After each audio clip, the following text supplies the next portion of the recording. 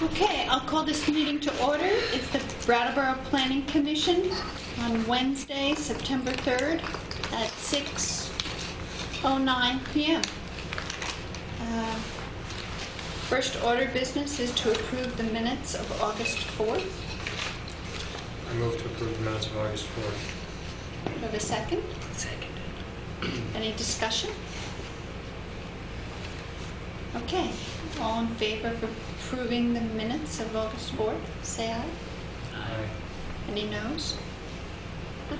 Passes. 4-0. Not surprising. Okay, so next, any announcements? No. I don't have any. I don't have any. Hearing none. Any public comment?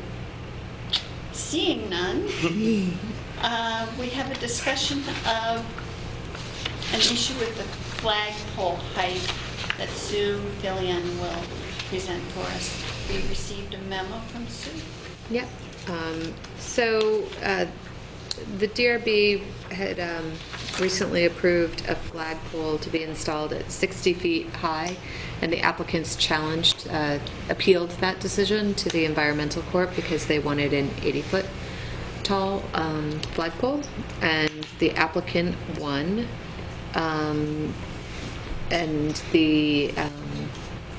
Basically, the court ruled that the DRB exceeded its authority in restricting the flagpole height through the site plan review of the proposed flagpole. So we felt that this was an issue that the Planning Commission might want to address to avoid a proliferation of tall towers that fly under the radar of zoning. So, right, one interpretation They could fly be over the radar, so. They'll just be really big poles, all right? perhaps, and we thought that this was something that maybe should be addressed immediately rather than waiting So for they the didn't news. think it was a structure? Well, if you look at the definitions, I don't have the decision in front of me. We don't have any height limits on flagpoles, and so I think that's where it came down to exceeding the authority to restrict the height when we don't have a... Discuss it at all. Yeah, and if you look at the definition of structure that we currently have, if you flip to the other side of the memo, it says does not include retaining walls, fences, poles, lampposts. So one could interpret that type of pole as excluding flagpoles. Yeah, I was actually part of the decision on that, and it was a very long. We went into executive or deliberative session at one point, and the whole thing basically centered around. We debated for a solid 30 or 40 minutes about if it was considered a structure. And our thinking was the safe way to go about it was to restrict it like any general building in the area or in town. And the general limit on the height of anything in town is 60 feet. So that's what we went with, and we ended up being told that we were wrong, which was kind of sad because I'm told that it was the first one we've lost in a very long time. Well, So do we have you any... did the best with what you could work with. Yeah. Were you there, James? Is this when I came in at the end? I can't. This is the car dealership, and they wanted, and it touched on everything. It was there were even accusations if we were against the American flag at one point. Yeah, definitely wasn't there. I remember that. It was a pretty interesting thing.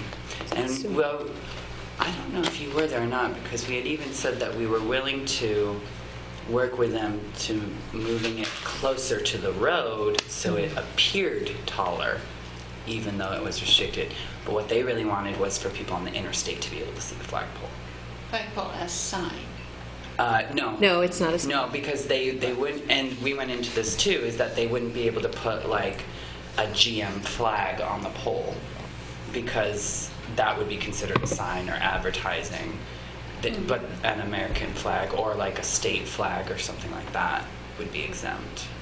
So our recommendation, based on an easy fix right now, we can spend more time on it in the draft zoning.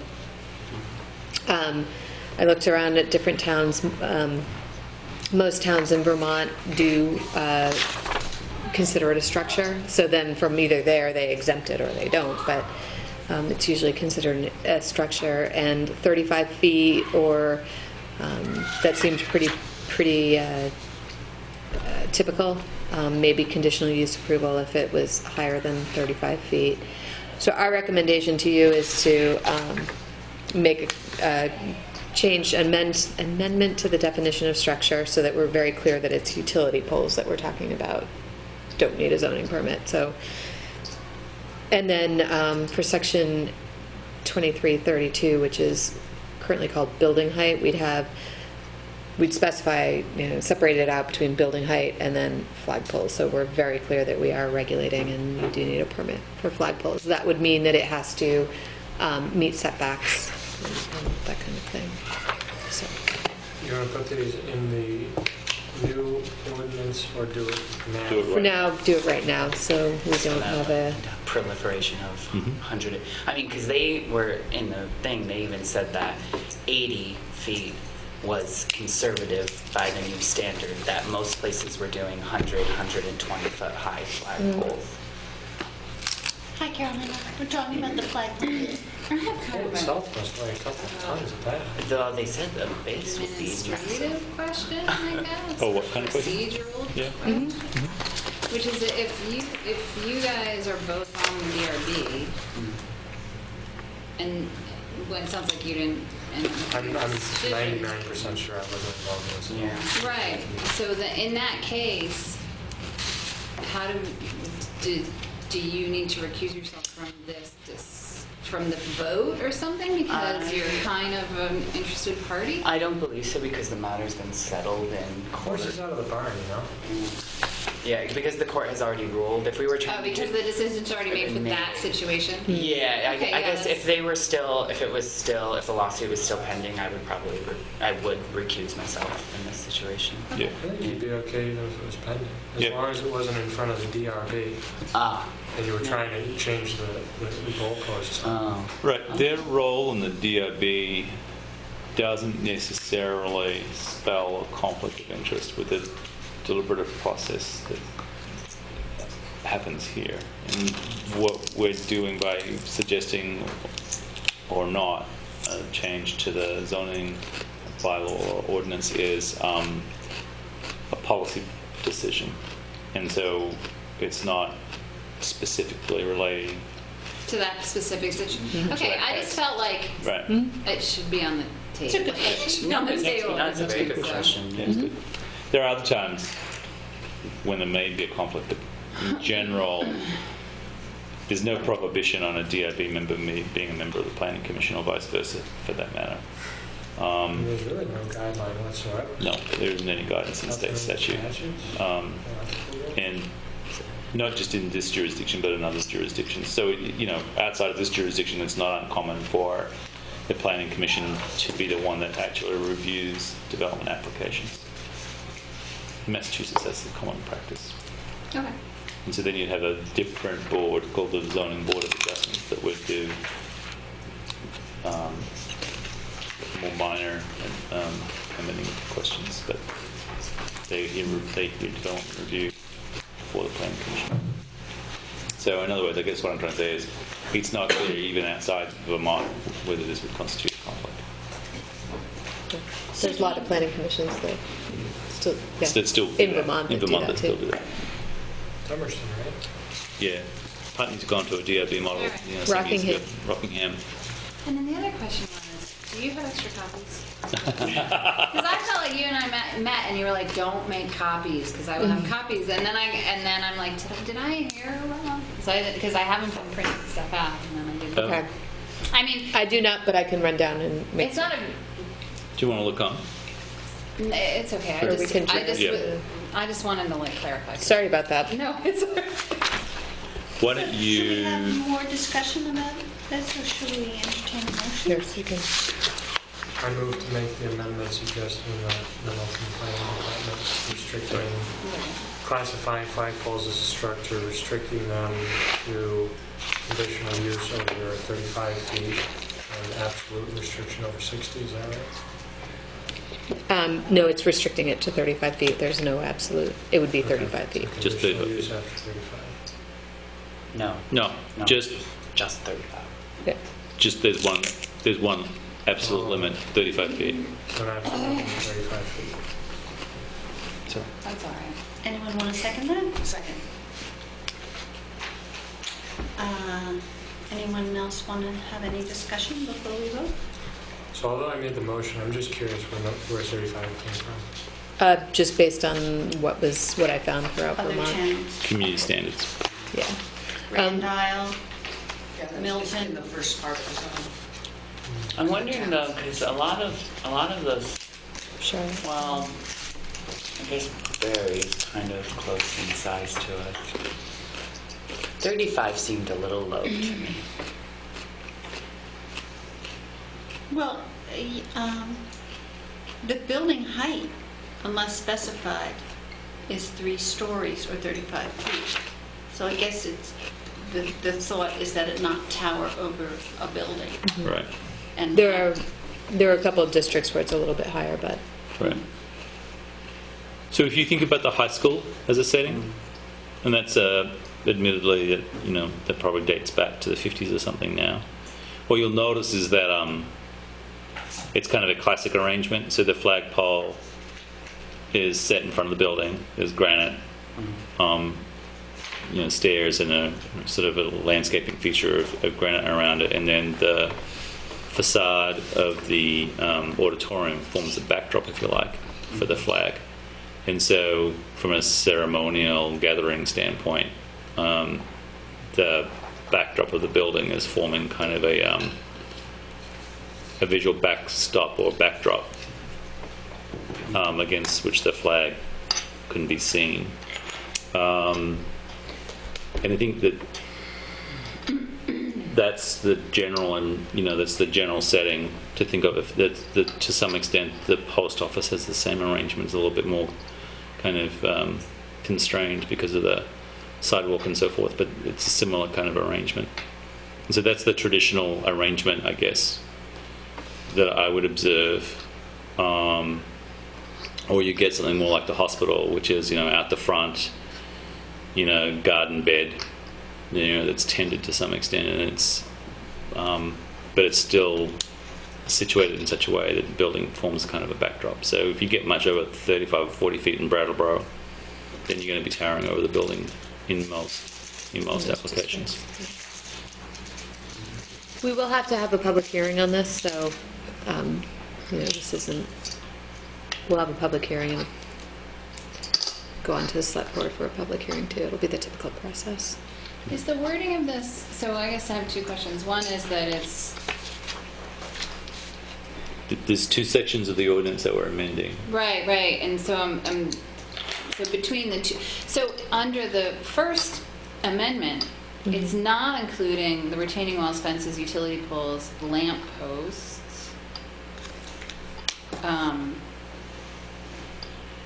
And then it's specifically calling out that flagpoles will then have this maximum height. Yep. Does that, is there any, why does it not include those other things? And, is there perhaps a reason to include those other things? And then the other question is, the way this is written, does that mean, like, if you had, like, for instance, the Brooks house, and you wanted to put a flag on top of the Brooks house, would you not be able to do that because that's more than 35 feet above grade, the way it's written? Even if it was a small thing, even if someone wanted to put like a 5-foot tall flagpole on that with a small little flag. If it was a pole, they couldn't. I don't think that they could do it. But if they are, I'm trying to think. If they flew a flag off the building, that's a good question. Well, you've Well, got the 2 first possibilities. question Yeah. is that whether or not it's a structure. And Right. so the court said that this language before the word utility excluded flagpoles as a structure. So now it's included as a structure, and therefore it can have a height limitation. Right. think you said 35 feet if it's freestanding, or 10 feet? 10 feet above the building if it's attached to a building. Yeah, I'm thinking about that. I mean, that might be a context-specific thing. The other possibility that we haven't really thought about is the more typical arrangement that you actually see on people's houses. So typically you see it on the front of a porch or something, where there's a kind of a little bracket that they screw to the porch post, and then the pole comes out more or less on a 45-degree angle, and the flag hangs off that. That seems to be pretty commonplace. I'm not aware of any commercial structures. So I'm thinking of whether you would do that to the Brooks house, for instance. You could have flags on either side of the main entrance or something like that. We don't seem to have provision for that. In the sign ordinance, we describe those as banners and I think it's banners and Yeah, flags. there are flags along Main Street, I think on the Stevens building. There might I think be. the Italian Yes, the American. Italian American building has Yeah, them. they have flags. My apartment building has The two flags, the phone poles on. Right. So, I guess, if it was to be that, whatever you call it, there's a word for it that's in the ordinance even, about when it's like bolted onto the side or something. But what about the top? The top is a more interesting problem. Yeah. I think it would be really hard to see a flag unless it were huge on top of a 35-foot building. I think structurally it's a problem too. I mean, you need. You need to be able to anchor the pole.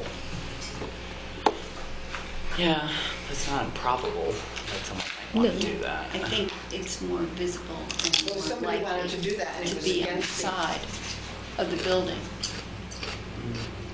Yeah, but I don't know. I've definitely seen buildings before with flags on top of them, especially if they tend to be like corner buildings. Yes, that's what I was thinking, that facade of the Brooks house that's right on the corner of High and Main, if you went right above that, where the turret is or whatever it is. The cupola thing. Yeah. Yeah, like what if they wanted to put a 5-foot flag on pole on top of that? Maybe not very large, not the biggest pole in the world, maybe not particularly visible, but someone from some of a distance could see it. Well, if it was against the amendment, wouldn't they just come to the DRB for a variance? No, and they wouldn't win because they wouldn't be able to prove that it was creating a hardship for them not to have a flag there. Yeah. Well, I think that what we're trying to remedy is to not have flagpoles that are out of scale with the building. And I just think if you put it on top of the building, it's not going to be very visible unless it were really very large because of the scale of it. And that if you want a flag that you can actually see, you put on the side of it as people on Main Street. I don't have the language in front of me, but I don't know if there's any issues like with building height and how it's defined and whether or not that has, if all the appurtenances of it need to be under the height too. Like, could it be a problem if you had a 35-foot high building and then you wanted to put another 35? Yeah. I'm not sure that could happen under the regulations. Right. Yeah, I was just thinking that through. So it's conceivable that, say you had a 20-foot building, you could have a flagpole up to 15 feet high on top of your 20-foot building, thus giving you a total height of 35 feet or whatever it is. The other thing, though, is you got helicopters from Dartmouth whizzing over the town, and if you have a flagpole on top of a building. Yeah, I've got some news for you on that one, I'm afraid. The FAA regulates, and so does the FCC, so communications towers and other things that are attached to the ground, once they get to a certain height, they have to have a red flashing beacon on top of them. And I think from memory it's 200 and something feet, it's 220 or something like that, 230, which doesn't sound very much when you're ripping through in a helicopter, but they are basically, although they look very close, they're generally flying higher than that. And that anything above that like I said, gets a flashing red beacon, and most people aren't going to go there for a flagpole. We hope. So a lot of cars.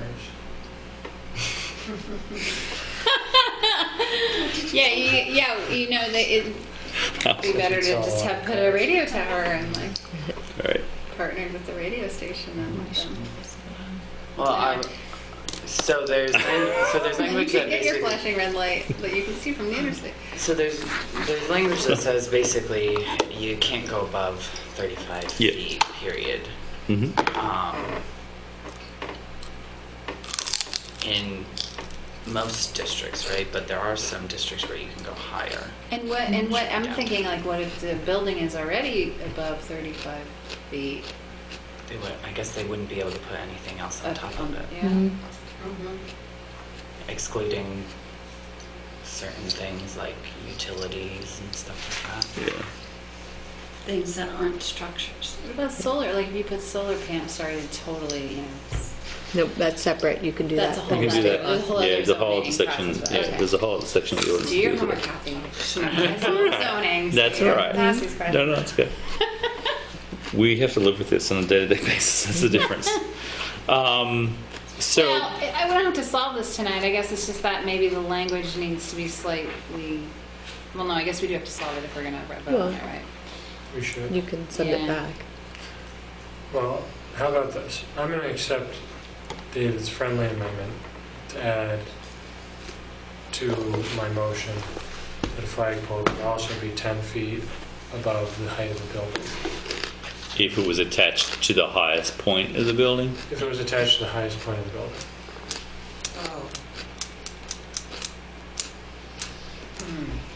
Over and above the existing height limit of that building. yeah. Yeah, you need a little further.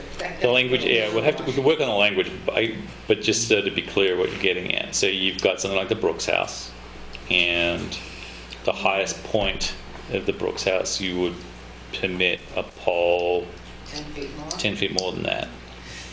You got to be careful of that. I mean, Yeah, I don't you know, like the it. wind stand. You know how the high school wanted to put in the Yeah. the grandstand. You know, the what do they call it? The press box or whatever, Yes. Oh, right. or something like that. I mean, that's if you get into the You wind. get into wind loads and stuff. It's You get pretty. into structural issues. You get, Yeah. yeah, that's what I'm saying. It's I'm not. not sure it's as. You're not just going to whip up there with an aluminum pole and bolt it to the Do you have, roof. you know the cover of the town plan? Yep. There's a pretty picture of downtown with flags on the side of the building. Yes. Aren't there flags there? Yeah, look, that's the one I'm talking about. That's on attached to the bank, right? That angled jockey. Yeah. Yeah. Yeah, but that's on the first floor. Yes. Yeah. Where's this? It's on It's on the trust, that's, the Oh, what, this the is old 4th of trust July. building. The Renaissance jewelry, probably. Yeah. All right. So they're attached to the building's facade, and Right. I really just don't think that there's going to I be don't that think- much call for it to be on top of All it. right, so I'm going to accept David's friendly amendment that it can be attached to the building at a height over 35 feet, but may not exceed the building's height. So that means someone like up here could put a flag, Yeah. but it Right. would not go above the height. Yeah. Why do you have to say that anyways? Because if it was above 35 feet and it's technically a pole, then the way we've got it right now, it would be prohibited. Otherwise, not somebody on the third floor couldn't hang a flag out there. with no- I wish I could remember the name for that Yeah. sign that.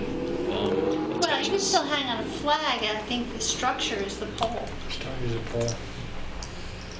Yeah, but well, that does bring up a point. Is what if someone wanted to mount a pole to the side above 35 feet, but not above the height of the building? Well, that's what was my initial question, because the way this is written, it's like it cannot be above 35 feet. So, but I think what you're saying sort of solves it. It's like then whatever existing size the building is, whatever floor, you could attach a pole as long as it does not exceed the height of the building. That's my motion right there. Okay, and you want to And second and that? from a practical standpoint, that keeps it within the bounds of the building building. as a structure, right? Because you're not getting beyond it. And then a freestanding flagpole can't be higher than 35 feet. Can I just point this out in the flag section, in the sign section of the ordinance? Flags and insignia of any government except when displayed in connection with commercial promotion don't need a permit. So they can hang a flag, from, a bracket and that kind of thing. We wouldn't regulate it. So we are really just talking about A freestanding flagpole. Yeah, we don't say it that way. Well, So we're then not restricting their ability to hang a flag from somewhere on So, the building. that being So I think said- that amendment. So then, in essence, Let me see. couldn't they then This? put a flagpole that goes above the maximum height if it was attached to the building? As long as they only show. A government one or something. Yeah. Yeah. Huh, interesting. So how do we feel about that with our amendments and our friendly amendments? I guess we don't need the amendments then at all. I'm sticking with my amendment. You can vote me down. But the reason I say that is because this thing sticking out here is a pole. Yeah. And if you put that here, I think it would look fine. But what they're saying is that when it's attached to the building, It's a sign. But it's not attached to the not. building. It's attached to a pole that's attached to the Yeah, But but it's not a that's the freestanding appropriate flag. way to hang a flag. So we're not gonna. So should this just say the maximum height of freestanding flagpoles Freestanding shall not flagpoles. exceed 35 feet? And then that kind of solves it because it's clear that, No, because then you could stick a giant one on top of your building.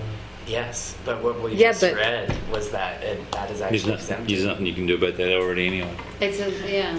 right? Is that what? No, because it's a flag. I'm not sure. If a car dealer wanted to try to use a Yeah, similar because it's gonna be the scheme next one. and put a bunch of structural support in the middle of his building and then put an 80-foot flagpole coming up, you're saying we can't regulate that? Sounds like, well. I don't know. I think. That's what it I think sounds that- like. Let's take this back.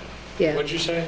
I think that we should work on this some more. Okay. Can you point it out aloud? Okay. Well, I mean, It's pretty Yeah. amazing when you get a group of minds together, the theoreticals we come up with. Oh, you What is the ordinance you're saying makes this okay?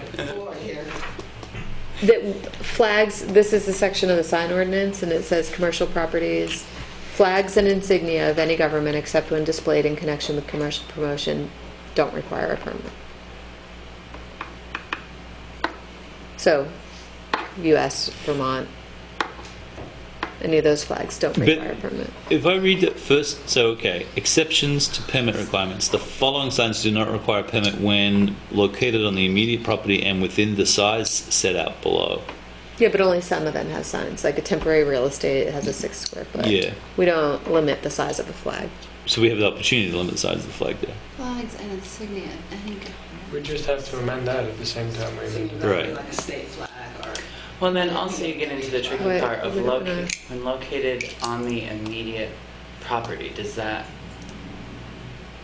It says property, but it doesn't distinguish between Yeah, so anything then that's my freestanding or question on a is, structure. why would they even have to go to the DRB for, like, the way I'm reading this, they should have just been able to put their flag up because. No, because No, it was a because pole. there was a pole. It was on a pole. See this? Yeah. And they required site plan review because they'd come through And they're a and done commercial site plan promotion. review. And it wasn't included at that time, so. Right. Okay. So now we're saying that a freestanding pole is a structure and it should be regulated. Yep. But Let's just Yeah. cut it You're all gonna off fiddle at with the 35 feet. language. I think we Let's just cut it Yeah, we off should move on. 35 feet. Yeah. We're beating this to death. Yep. I Okay, think they're gonna take it back and work Yeah. on it. they're gonna take it back. Well, Work on it. Sorry. See it again. Yeah, but what's wrong if I just make my motion to amend this to the original that it can't be higher than 35 feet? Because we still have to work out whether or not that actually works with an exemption that we have in our. Yeah, but you'd amend B2 to say flags and insignia of any government except when displayed in connection with commercial promotion, as long as they don't exceed 35 feet in height. Trust me, I want to move along as fast as possible, but I think they are feeling like they want to go back and make sure before they. Right. And there's also a motion, seconded, it's on the I table. withdraw my motion. Thank you. Sorry. There we go. Okay, All right. Withdraw. item F, zoning bylaw work session. Oh, okay. You ready? Let's introduce you okay, Randy Brent? You want- Saxon again. Do you want a chair? Which end of the table is? I'll bring the chair over. Oh, no, they don't like it. It's yours? Yeah, no, I'm just using that to flatten them out. With the There you go. I actually don't know who's that is. I don't know where that one came from. Give me, I smell like bug spray. Well, at least you didn't have West Nile Like virus. wafting to everyone. It's okay. It's bugging me. We were playing in the yard. Lovely. Are you paranoid about West Nile virus? You should be. Yes, because I You saw should the be. email today, and I was like, oh, no, why? And we were just in Syracuse, and they have the EEE. Oh, my brother was telling me about that. Yeah, and His which neighborhood's I didn't really been- think much about until Connor was a little sick the other night, and then I was like, let me look it up. And I was like, ah! Yeah, his What town is has it? been spraying. It's Eastern like Eckline. Encephalitis. Yeah, Yeah, you get bad. you get brain damage That's fun. if you survive. Anyway, sorry. Right. Nice light. Okay. Moving right along. Yeah, that's the big one in Australia. So, we left off at chapter 220, section 221. We're going to start talking about zoning districts tonight. And we sort of had gone through some of the background setup at the last meeting and we stopped before our brains completely melted. And we got into the standards. So what we'd like to try to do tonight is to get through as many of these districts as we can at sort of the, what height do you think those helicopters are at? 250? 250 foot level or a little higher. We know that there's going to be details that are going to need to be gone back over and looked at in greater depth, but we want to make sure that the basic direction that we've got laid out in this draft is where you want to go with these districts, that roughly the boundaries are headed in the right direction, and sort of bigger, broader policy questions are answered, and then we can go back in and fine-tune based on that input. So, Did you say 220? yes, so we stopped on page 2-14. So how... Look into the individual districts. Yeah, so we're basically at the individual districts. So what we're going to suggest is that from each district we talk about the purpose of this district and look at the boundaries of that district. And then in terms of the uses that are allowed would be the second thing we look at, but basically we want to look at that from just a sort of a red flag point of view. If there were things in that list that you were like, that's a problem, we're going to run through and identify those, but we're not going to really go through it line by line. At this point, we will be coming back around. And then we'll talk a little more broadly about the building form and development pattern, which is sort of the dimensional standards and the specific standards, design guideline type standards that are in each district. So if you're all okay with that, that's the recommendation on proceeding. Good. I think last time, did I suggest that we put the write-up about each district first and then the standards? Yes, you did suggest that we're going to move the table to a later point in the document, but I'm not going to do that till we get to around to doing revisions. But No, I just wanted yeah, to... yes, that is in my notes. And actually, people may want to pull out the tables, which are on pages 27 through 213, so that you do have those as a reference as we move forward.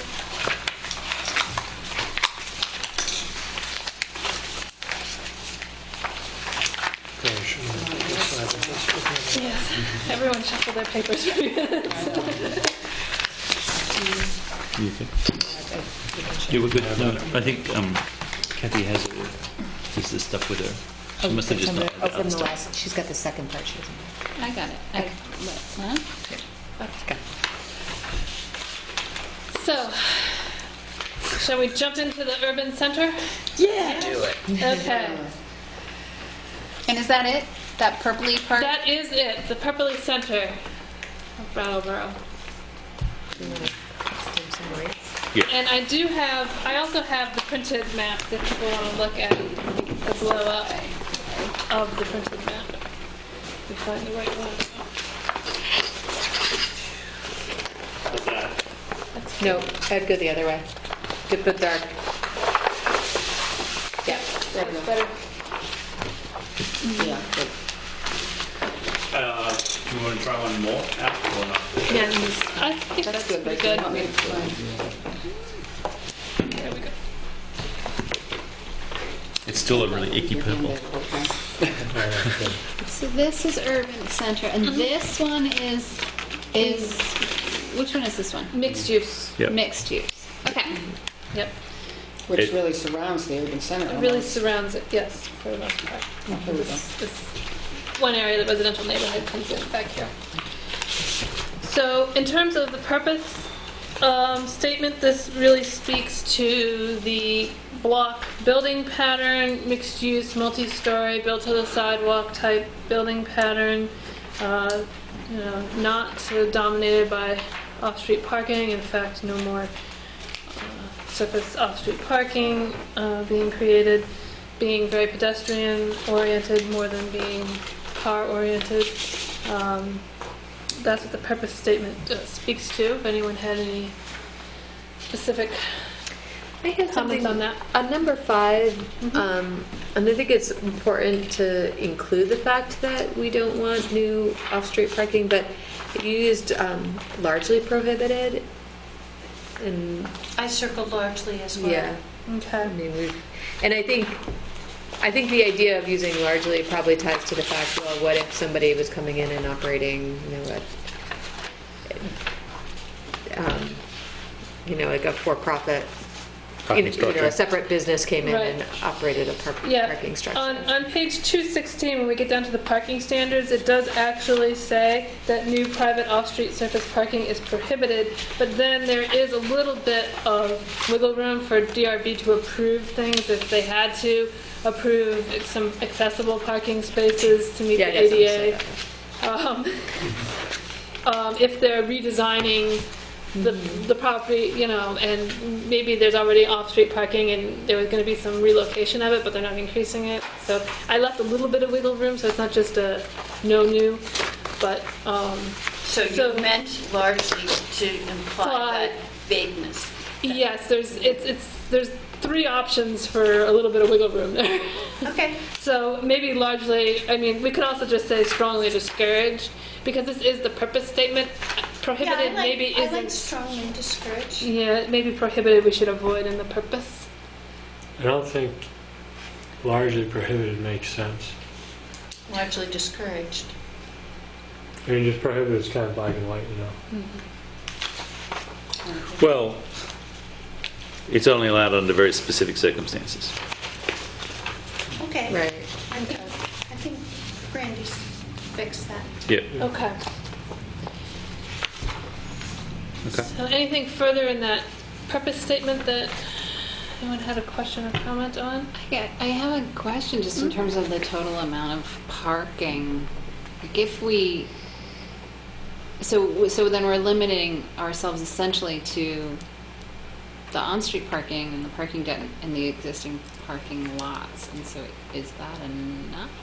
Well, in theory, it actually still allows the city government to. Couldn't the city government still technically could build a garage on High Grove or on Harris Lawn? It is private off-street parking, so if you were building public parking, you conceivably could do that. And you've also got structured parking would be allowed, or a covered parking deck, or under rolling parking would be allowed too, because it would be within the building footprint. So it's not saying there can't ever be another parking space built. Right.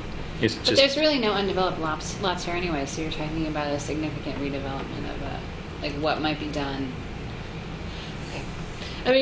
One thing you certainly wouldn't want to see is somebody come tear down a historic building and put a parking lot in front of it and push the building to the back, which you've seen in many a downtown. So we've done a lot of things that will prevent that from happening, but that's certainly one of the things that parking is leading towards. right. On Frost It's Street, an annoying song there about that, are too. areas you could Yes. try to do that. On Frost Street? Yeah, So, that's developable. I mean, if some private person wanted to try to set up a parking lot there. Not Johnny Mitchell. Yeah. oh, you find that interesting. Raise paradise and put up a parking lot. Yeah, that's what I was thinking. Ew, in your head. Okay, anyway, Okay. sorry. Now that we've got Sorry, the go ahead. cultural reference established. Yep. So I think, Kathy, if you are familiar with the neighbourhood around St. Michael's, so immediately Yep. if you were to walk out of the building, go over Main Street and then that neighborhood down in there, you'll see that there's many surface parking lots that are Very poor drainage. with exceedingly poor drainage. Oh, I know. That's Here a we go. terrible area. Yes. Good. Look at you, Sue. I'm going to check you out. We have a multimedia show tonight. Are you narrating? Yeah. Look at Yeah, that. I was narrating. Yeah, that's You a don't need to terrible hear that flood part. area, right? I'm going to mute it. I couldn't hear Let's what you hear were it. saying. I was basically saying that I'm standing across from St. Michael's Oh. Street, and I was looking south on Walnut Street. Yeah. Because actually, when looking at the map, I had wondered, do we really need to go on the southern side of Walnut Street? And then as I walked down, I was like, oh yeah, that parking lot. At some point, that could be really good infill development. Right. It should stay in. And so those surface lots are what the current language is attempting to prevent it's trying to prevent more of those being created. But the solution would be in a certain scenario that, I'm going to buy that lot and or develop on that lot, and the building will sit over basically those surface parking spaces. And it'll become, so the first floor of the structure will be, she was just going to dig out a Joni Mitchell file in. I know. It was going Parking. to be, Tell us about what you're going to so there would be under building parking basically is one. So you wouldn't necessarily lose the parking spaces, but you just have a building set on top of it. I got you. That would be one solution. Okay. You don't want to go into. We have Why such the a good parking planning spaces commission, make and we that asked all these restaurant questions. It takes forever. Tonight. It's good, though. It's very good. Yeah. So, okay. Okay, so boundaries. Oh, go ahead. No. And that yellow line, is that the former zoning area? What's the yellow line? I don't know what that yellow line is. I don't know where your yellow Something- line is coming from either. So, it's is that a It's- zip is this- code? is it I think the you have census zip tract? codes turned on. On your left over here, the bottom left, turn off a bunch of those. Only leave on roads. So turn off. Oh, is this the, there, no? The one Yeah. all the way on the bottom of the building. Is this the new There you mapping go. system There you that we go. have? No, this is Google Earth. Oh, this is Google Earth. Yeah. Yes. I do have our mapping system up there too. That's We've got it all going. Okay, anyway. It's amazing. Oh, yeah, Google said so. So I have a question. I'll do it on here. So people at home can see this. Can you move us south? Take Canal Street. Yeah. Why isn't this area part of the urban center? both sides of the road.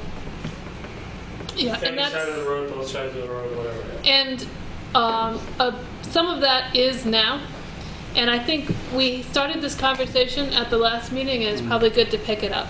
Yeah. It's a question of building form.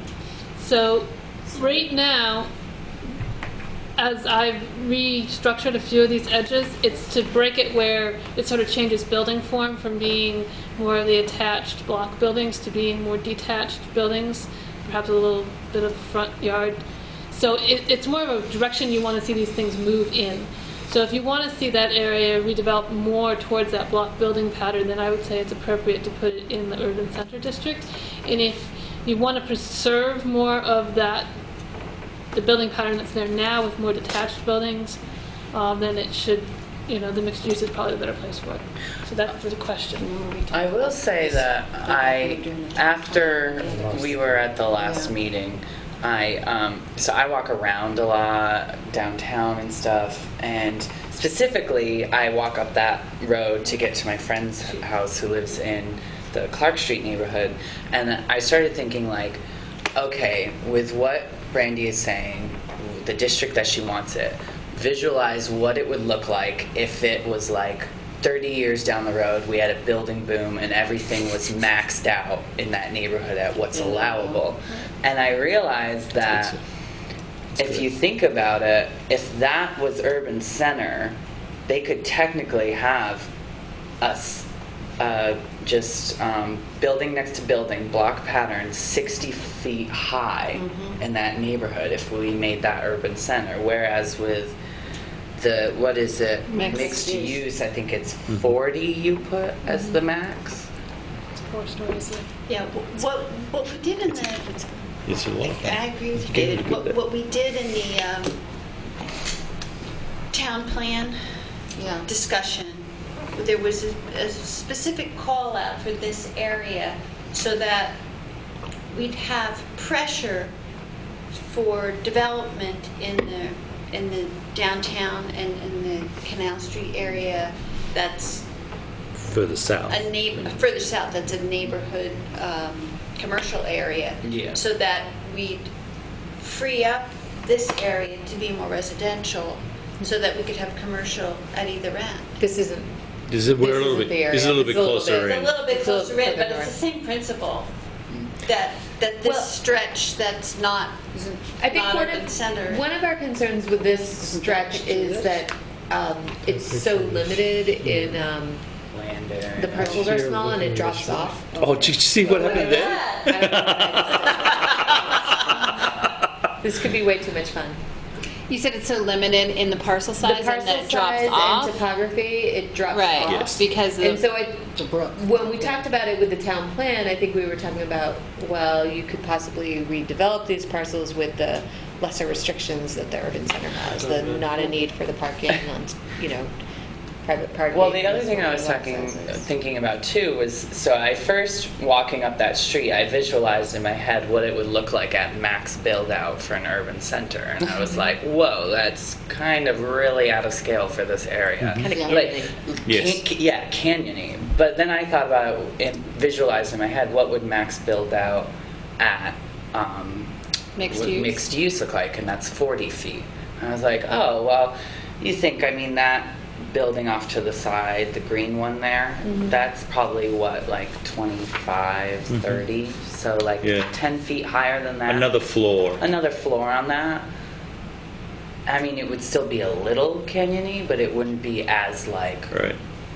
whoa. Yeah, but it's still like a strip rather than the mixed use is more of a grid pattern, that there's several blocks in, and this is just a little strip. And I'd rather it look like this than like a highway commercial type of thing.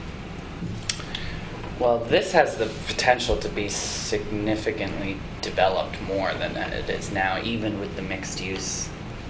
It does. I mean, I pretty guess dense, though. it's pretty dense now, and I guess actually a little bit. If you could turn it around, Sue, so that you see the white church and the yellow house next to it. Yeah. So even this kind of context where there's just a little bit of yard and some green space, and then maybe further, I think further north. Oh, that's where Clark Street, that corner where that house Yeah. got torn down. Right. So we're up. Go back towards Sporty's a little bit. Like, You have to hit the end there Yeah. and then go around this. I should have brought my hat. you what? There. The mouth. No, I'm Did I go too far? Yeah. No, yeah, back a little bit. No, the other Other way. way. Yeah. There. All right. So just beyond, so I think that stone building there, and then the church. Yeah. Okay. Good. Oop, Back up. okay. So the yellow house on the right. Just this area here, in many ways, is just a little bit of respite. So there's just enough of a sense of old homes and, yeah, and grassy front. It's really small, but it's a really significant difference. I mean, you can see in the background there in the distance the co-op building, and there's been some thoughtful effort there to incorporate just kind of a little plaza-like garden as the entrance for the apartments. So there's just enough of a pickup of greenery here that I think is actually really worth preserving. And if you were to change the density controls very much and move towards more of a block housing thing, you're actually going to lose those attributes, I think, potentially lose those attributes from this neighborhood, and that's what makes it distinctive. And similarly, it is residential in character, and so allowing more commercial activity is also not something necessarily that we want to really encourage here. Well, and you also, it's like these end up becoming a kind of a buffer for like Right. the more residential areas. Yeah. So it's like if you move this out, then Right. you would still you would end up moving this out. It's the Right. transition area. Yeah, so it Well, seems fine to me. Well, the mixed use proposal though allows for some commercial activity Right. happening there. Yep. Yeah, but it's probably, well, I don't know, I guess I can't Well, say It's that. limited to 2,000 square Yes. feet in Right. mixed use. Right. And so you could have mixed use in those existing types of buildings, like Right. you could have little Somebody could- shops or right. a little Somebody could open a store on the Right, first floor right. of that yellow and home. live in the second floor. And live in the second floor, exactly. So, Right. The other thing is that, as posed by the big building on the corner there of South Main, the little shops that have been in there just can't seem to they make struggle. They really It's a struggle, and people don't tend to come up that way on foot. I think it would have to Right. be more developed along the whole thing for that to happen. I don't sense a worry, unless things really change in 30 years, but I don't worry about a lot of big commercial development through there. It just doesn't. Well, and that actually may help support the downtown too. I mean, if there were a little more commercial, like cottage type commercial Yeah. development along this road, there would probably be more foot traffic brought up around the corner on Canal Street, and then it would be easier to sort of support those businesses on that. it's a curious On that neighborhood to stretch. walk in. The character changes. I mean, like you walk past the Changes co-op and you very take like fast. 5 steps past the co-op, and it's like you've just gone through like a really significant shift. It's really interesting to me. And the potential, I mean, so it's like you walk up here, you've got 3 stones, you go around the corner, and then you've got, the children's theater. Right. And so there's actually the potential for sort of like arts and crafty and small businesses to You know what I think? blanket that whole area. I always think of is every time I think, do you guys, the corner of Canal and Clark at the bottom of the school there where the Portland glass is? Yes. I look at that and That's a huge opportunity. I'm like, oh, could you imagine just Yes. like a beautiful corner building with like a little market inside or something, Well, the Portland glass, that was the one that you guys had that planning initiative where we were writing the Right. town Yeah. plan about. Yeah, we talked Yes, we about did. that. Were you on the planning Are commission we at that point? getting to when we reel ran this out? in? No. Are we like... Fine. I think David we, wasn't We're getting creative. the sense that I'm hearing is that this boundary here may Be good. be I think good it's for good. most Yes. people around the table. Yeah. Yeah, I was basically saying at first I thought it should be different, but now I think Okay. it should be. Okay. All right, good. Yeah. So, There are some other slight tweaks that I would like to propose. Very slight, like 1 or 2 properties being included in the area. Do you want to put the you mean so you are talking about boundary tweaks? Yes. Okay. Specifically there's 1, 2, basically like 2 little small areas I wanted to propose to maybe make it a little bit bigger.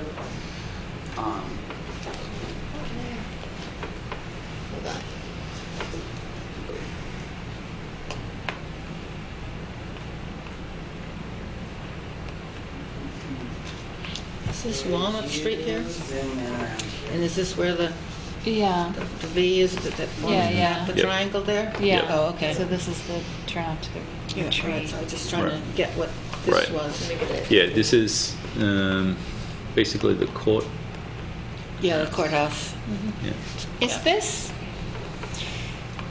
It's Park Place.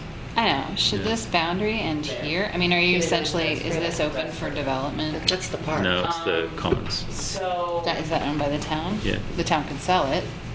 Yeah, one but of the proposals that's pretty much- I The had church owns it. for a slight expansion of it Doesn't the church own it? was to include oh, there is some bizarre thing about these that. You're right. properties that are adjacent to the senior housing and are set kind of down below the hillside that's there. I have to get oriented, that's, We're doing Where are that for we? you right now. so, oh, gotcha, okay. So turn and face the other direction. I'm having trouble with it. I'll get there. Oh, I see where you are, okay. Elliott Street. All of these little buildings here. Yes. And then the ones in the back. And the ones in the back. So this is just sort of Jason Cooper's little enclave there. Yeah. Yeah. Including those, and then because because what happens too is you have this natural formation where the hill goes up very steep there. So any development that's going to happen there in terms of a tall structure would be largely shaded from the residential neighborhoods that are up here because of the significant difference in elevation.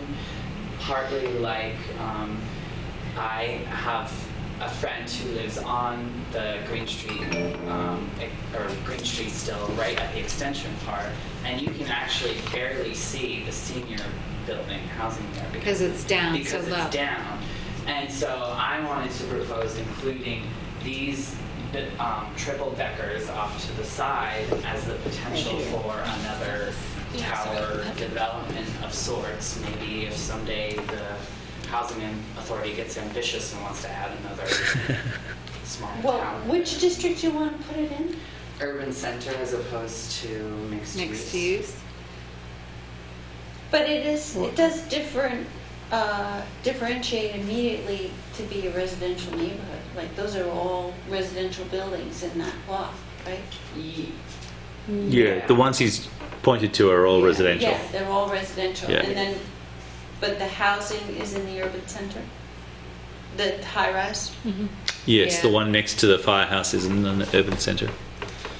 I should say, I don't want to speak for Brattleboro Housing Authority, but I That's the high rise. seriously doubt would they would be open to another one of those. I know. But But what I'm saying is it's one of the last few areas downtown that are still part of the immediate downtown where you could reasonably expect to be able to put a high-rise building. It's currently in the urban center.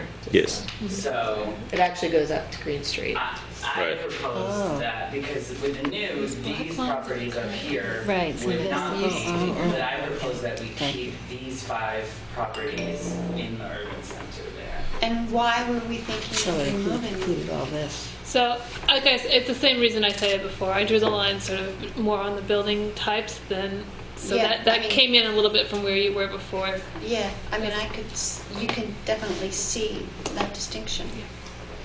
Because I honestly think this building on the corner, which was the old Elliott Street Cafe, which is pretty smack on the street, yes, it is. is making me think that this area, these two sides of the street in that immediate little area, have the potential to be a little bit more, and Yes. including some of these properties down here, be a little bit more, or allow for more compact up against the street development, continuing the pattern from Elliott Street. Before, like, this would be the cutoff where the street was, and then it would go down into the more residential aspect of Elliott Street. And what is this property right here? So But where is actually, those houses have little front lawns, just like what Rod was talking about on the other one. And the ones further down too. But what I was proposing was that more or less kind of this intersection would be the beginning of the transition period to more residential and not beforehand. And mostly because these are some of the last really good infill development spots that are still downtown, that are flat, especially a couple of these properties over here. So what are some in of some the other sense folks' thoughts? It's not that different than what's going on Walnut Street. I mean, if you look at that, that's kind of got the different development pattern as well, like more like this. I agree with David, personally. I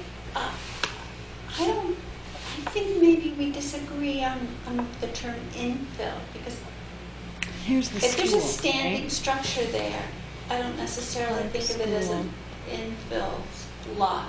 And this is like Edgewood Heights. but- Okay, and I guess we might somewhat differ in that. My thinking was that this has the potential to be more on the street block development in this area because it's one of the last few good flat areas downtown that's still in the immediate downtown area, and that there's structures right nearby that are very similar to it, that we would want to keep the potential for block development in this area and have the beginning of the transition be at the intersection to the more residential area.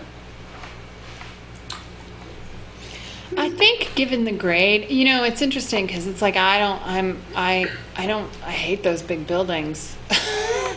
But what you're saying about the fact, like the grade difference, the river terrace difference between Green Street and here, it's true. Like you could put a very large building there, and from Green Street, it's kind of like seems like very little impact on Green Street. So you kind of you maintain that residential feeling on Green Street, and it's almost like it's this tucked in spot, know? So if you were going to try to preserve, I guess the question is, do we, from an economic development perspective, do we need that? Like, should we be trying to preserve some space like that for larger, really urban developments? Or and I don't. Yeah, I would say that given the difficult topography that we have with our downtown area, what few areas, and especially given that it's visually, it would have a lower level of impact on the surrounding residential areas. I would say that this would be an area that we would want to preserve as an urban economic opportunity. This is for that kind of development.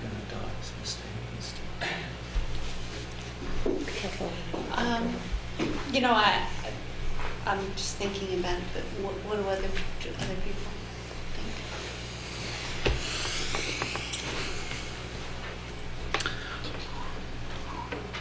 think? It just seems to me that it's very nicely painted. In general, it's like you still would need someone to come along and buy all those properties in development, which probably would not happen. Can I just ask, what is there a percent? Off the top of your head, can you tell if there is a percentage of land area difference that in shift? God, I'm so stupid. I feel like I can never even carry a position. Like how much, as we move this over, is it essentially the same land area and we've just shifted the boundaries a little bit, or have we reduced the actual size of the urban center or increased it? The urban center size has probably reduced a little bit. It's mostly shrinking it in. I'm trying to think. I don't think there's really any place that it's much extended. Yeah. So I shrunk a little bit here, shrunk a little bit there, and a little bit there. That was There it went over a little. Yeah. There I added a little. Yeah, but it kind of came up this way to Left Bank Way. Yeah. So Yes. it shrunk in this, like in Yeah, here. it did. It shrunk. So I would say, So these black lines are the current zoning right. lines. So really minimally Shrunk. Shrunk. Yeah. Right. And I think So given that, I think adding that little piece, because it's a lot, it seems like a relatively benign and logical place. If there was going to be that kind of development, makes sense to me. I think the other thing too is you have to think that even if it is a mixed-use area and this is what's there now, think also about what you'd want it to look like if someone did come in tomorrow and just tore all those buildings down and wanted to build something new, which they could easily do there. What do we want the replacement to be like? Well. And I know it sounds crazy because we don't have a lot of development in this town, but It's like tearing down 5 or 6 buildings, though, David. I know, but it happens in places. It Yeah. does. And maybe it hasn't happened here recently, but these things do happen, and you need to prepare yourself for if that does happen one day, what do you want the replacement for there to be like? And what I'm proposing is that would be one of the few places downtown that you could still have urban type development where it would be appropriate. So, got anyone else? I just have a question. What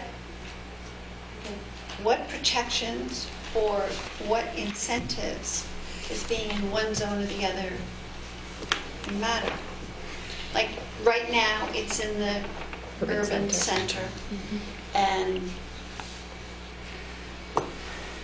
and if it were moved to the mixed use? Urban centre frees you from having to provide off-street parking, which is a significant,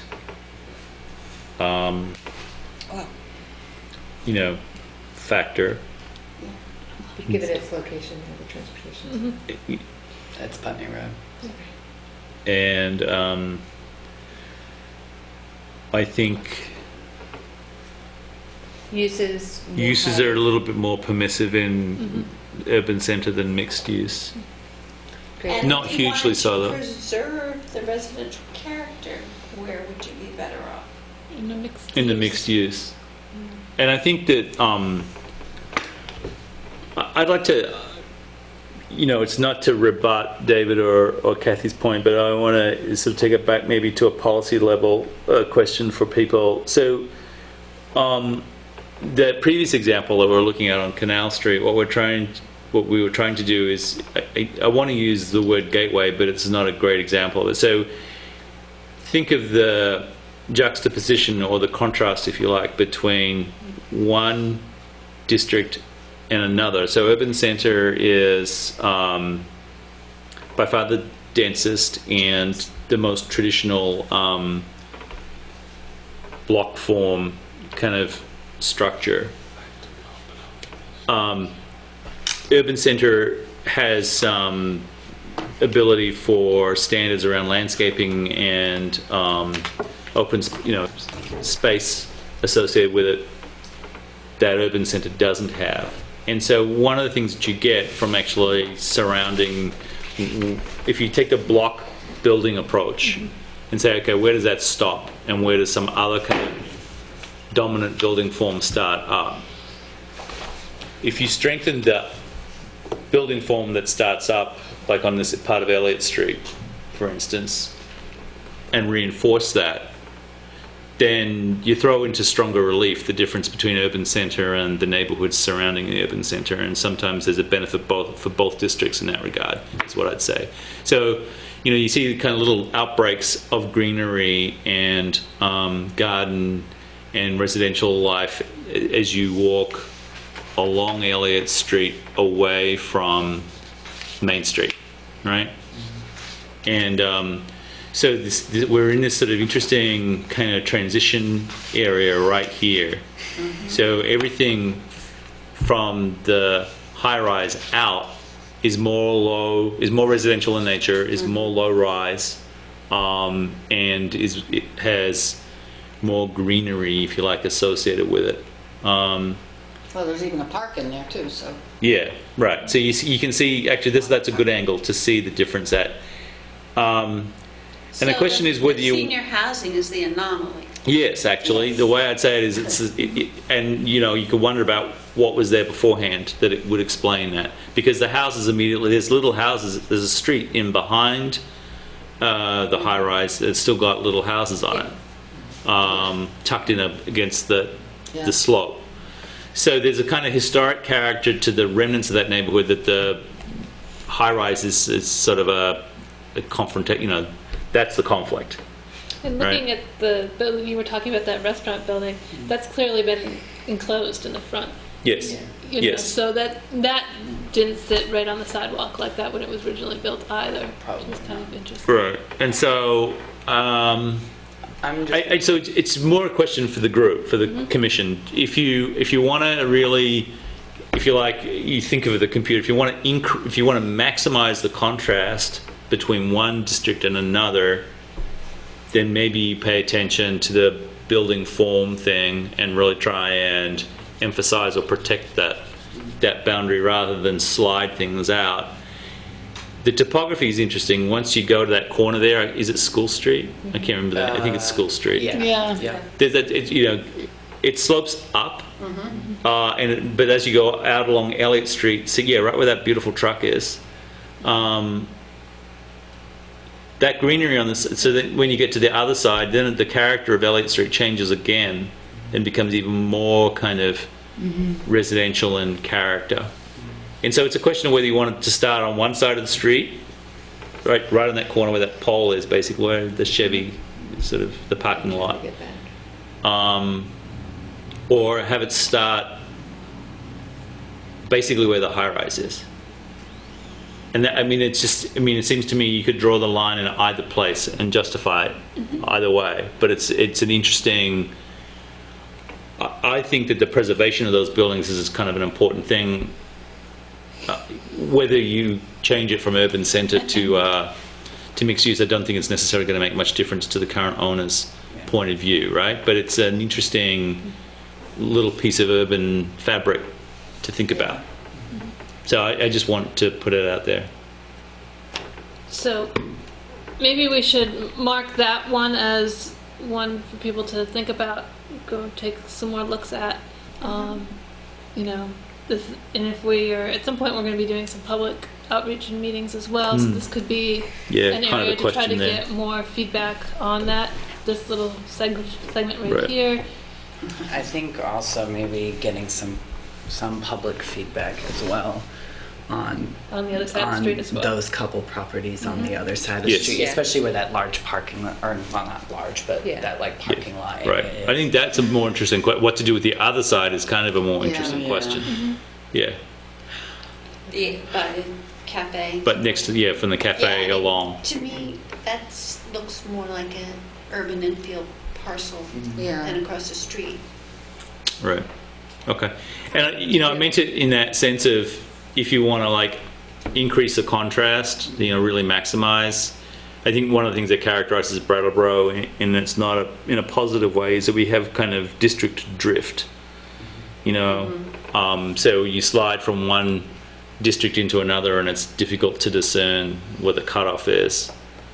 And that first little section there is more mixed use. There's little businesses in there. I mean, and I think it's better from a kind of creation of neighborhood feel to have more clearly defined boundaries. Okay. Did you have some more areas? Yes, because I think we should. Yes. I just had one other area for the urban center, and that was up at the corner of Walnut and Main, and I guess technically Putney, North Main. Yep. What is that? Is that North Main Street? Nowheresville. Yeah. Talking about my house? Yeah. So, Hey, you know, you've seen my house. something for more discussion, Everybody knows that's nowhere. specifically from like the St. Michael's School. Speaking of young. If you could face the other direction. I will try. Or I'll pull out my video. Ooh. She's so multimedia. This area, okay, stop. Perfect. Starting from the street edge here to basically the property line there, including these properties in the urban center, which I think It used to be in the they urban are center. now. Yeah. Right. Keeping those in. And Part of the it. interesting part about this again is topography plays a little game here, is that behind these there is a difference in height between them. Yeah. To less of an extent than the other Yeah, one. but it's still significant. And I also just specifically in terms of urban center see a lot of potential with this corner lot in terms of what could happen Yeah. there. yeah. Well, That I piece is love true. the pictures of what it used to look like that you can You don't see in love the the bank. bank? Oh, really? What does it used to look like?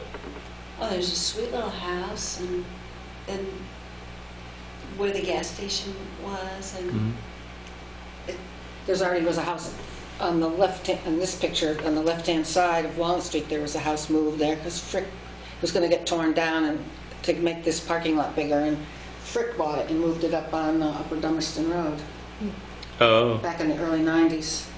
wow. but the pictures at the bank are much older. Yeah. So I guess I would propose keeping these 3 parcels in the urban center. And there could be some change in the future, what happens with the BMC building also, because they're looking at having some new building somewhere else, and what would happen to that building? Would it become parking, or would, you know, what?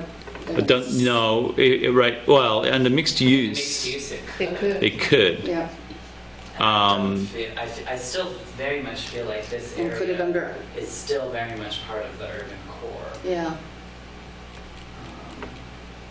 Whatever fixes the drainage at the church parking lot.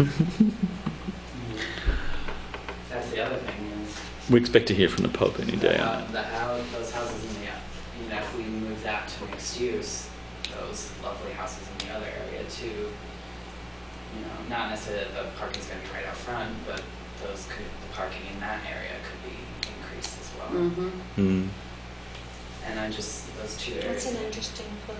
are very much I consider them to be part of the urban core, and I feel like there's so much potential in that property to create an amazing, right on the street, apartment building, stores on the first floor or something. All right. Yeah, that's that for the. Watch out for that cord. Retirement project. So there's a couple of thoughts there. You've got the idea, like you said, of just going in the 3 lots deep. Then the question is how far north up you would go. Would you go more than just the 1 lot north, and would you bring it up to? Can you walk up the street around the corner there? Like, what's next to Flamingo Oil? It's that little market. Yeah. And the gas station. And the gas station, right? So, The gas station where you don't have to pump your own gas, I might add. But you need cash. No, they take cards. They take plastic at the one opposite. Then you got to give them a I tip. thought you needed. Not at all. I just had this argument with my mother last week about the full I'm serve. muting it again. Oh, go on, Sue. Okay, so that's no longer a gas station next to that parked pickup truck that's waiting to turn out. That's all closed. There's no gas station there This anymore. must be the Lovingly video. paved over. Yeah, beautifully done. I took one, I think, from. Right, there you go. Okay, Oh, you're getting there. Yeah. Almost. Yes, there you Okay, go. so you get the Putney Road Market, and then you get There's a small then you get a apartment building. residential, multifamily residential. And then on the other Gas side is the gas station. Right, and that's Steve's, and they take plastic and then they the pump it for And you, then James's office. and then you get James's James' office. office. Right, there you go. A remodeled. Well, she Yes. brought up a good point because on the other side, the urban core. Oh wait, you're gonna watch. You're Oh. gonna watch. Oh, all right, Mom. Here it comes. Zip it. Spent a lot of time on this video. The Elks. Oh, whatever it is. Christian Science Church. Not very good because I didn't really want to walk and make it all dizzy. But there's one that building, that white building on the corner is. Peach. Yeah. Yep. All right. Okay. And what was the point of that? I thought I was gonna get to what I was gonna say. all right. So go back to what you're saying. So you were saying the urban core here goes up to the courthouse. Courthouse, yeah. I mean, my proposal would maybe be like the corner gas station and maybe including the Putney Market, and then stop there and have the last 2 parcels, which are the apartment building and the gas station, be mixed use. Possibly as a means to slowly take down the allowable heights of buildings, but I'm a little Well, concerned about this. It's too bad that James left because he always felt very strongly when we were writing the town plan that he'd like those houses along the common to be protected. Right. And, Yes. and which affords the best protection? Do we need to have a historic preservation ordinance? well, Or do we need, is it better being part of the downtown Yeah. or mixed use? So that was the question that we debated in writing the town plan. yeah, well, this isn't against the common though that we're talking about. Oh, it stops just short of it, but Yeah. It's opposite the courthouse on the Putney Road But side of the whatever courthouse. planning principle you're thinking about, David, we should see whether it extends along to the common or not. Do you mean the district? Yeah, so in the town plan there was a discussion of changing. Right now, this has the big old homes facing the commons have, what is it, Sue? It's designated up again. Right there. It's urban. It's a residential. Residential office. Yes, that's what it says. Right. RO. Yeah. Right. RO. Thank you. And so I think it was Hawk was suggesting that it be part of the Down- urban center. That'd be part of the urban centre, that we would free up the range of uses, that we would have an overlay that would explicitly address the question of the facade protecting the architectural form of the structures, but loosen up the range of uses. So it didn't get turned into like across from this building, Right. where the subway So yeah, is and all those. the Those bad houses. example of what could happen is the current subway right over just out the window here, which is Yeah. an old Victorian home with a weird And, kind of porch. horrible stuff. Okay, Yeah. I guess I'm a little confused how we moved away from where. Well, the question would be, if you're gonna, if you're gonna change the boundary of the urban centre here and shift from urban centre to mixed use, as this now shows, the question would be, if you're going to do it on the eastern side of what is North Main Street or the very beginnings of Putney Road, But I'm only doing. would you then also address this area in the same No, boundary change? I'm just talking about. I think we're expanding beyond your initial proposal to look further north. Yeah, I was just specifically talking about that one area and not going any further than how far the urban center extends on the opposite side of So the to street. to the courthouse. That's all I'm talking about. Okay. I don't even want to touch in this community that whole Park Place neighborhood. Yeah. 'Cause I can't imagine the firestorm that would come out of that. Well, they might not have some of these too. And this, As much as you think, though. this is one parcel, and right now that's green space, correct? And who owns that? I think the town owns that. It's not. It's either us or the state. It's where the little It's the park right in front of that the little triangle in front of the courthouse. It's us. It's us. There's a fountain there. So I'm Wells a little, fountains. I mean, I'm a little concerned about this. Like, I'm a little concerned about this space and this space. Because, What's this and this? So these. sorry, Okay. I'm concerned about the common, because the edge of the common, it's proposed that that would become mixed use. Yeah, but those are designated To me, that public could- lands, so I don't know. I mean, I guess potentially the town could sell them if they wanted to, and then they'd be in. Well, James just reminded me it's the church that actually owns the commons. Well, Oh, yeah. actually, that was discussed when they state were owned. Yeah. Right. having that camp out, Right. and I think the church ceded that Yeah, property they to They the did. town. They They did. did. Right. Yes, that's right. Yeah. So okay. All right, so to me, it's like these parcels could be sold by the town in a, Well, I in a think weak moment, and then this is zoned urban, and someone could come in and if that's a choice piece of real estate Build a right at Flatiron. the end of so I'm more comfortable with this being urban and this not. Well, Oh. there is an interesting idea for these little parks. I'm not fond of this, but some municipalities do it. We have this water and recreation district that has some public recreation park land in it. So you could do all these little bits into that district as well if you wanted to.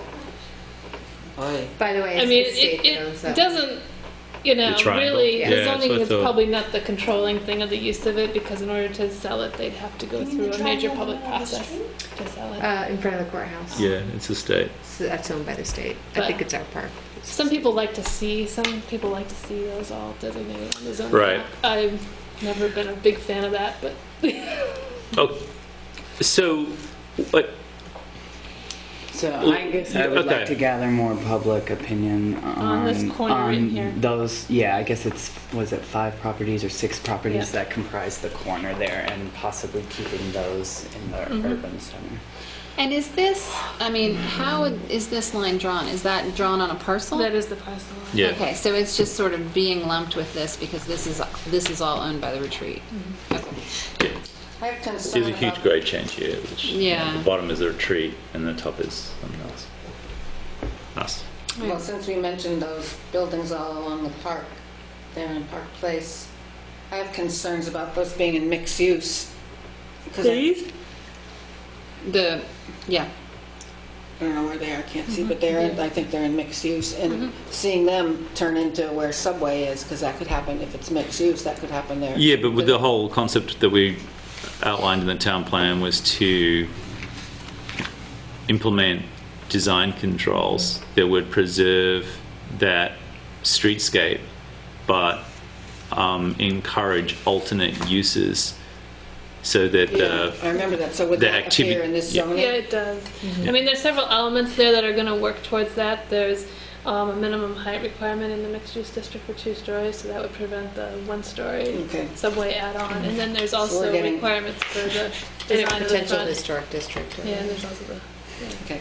So there's several tools available. Oh, and so that the historic district is an Yes. overlay. It Yes. could be an overlay. Could be an overlay. So, okay. And so those properties Yeah.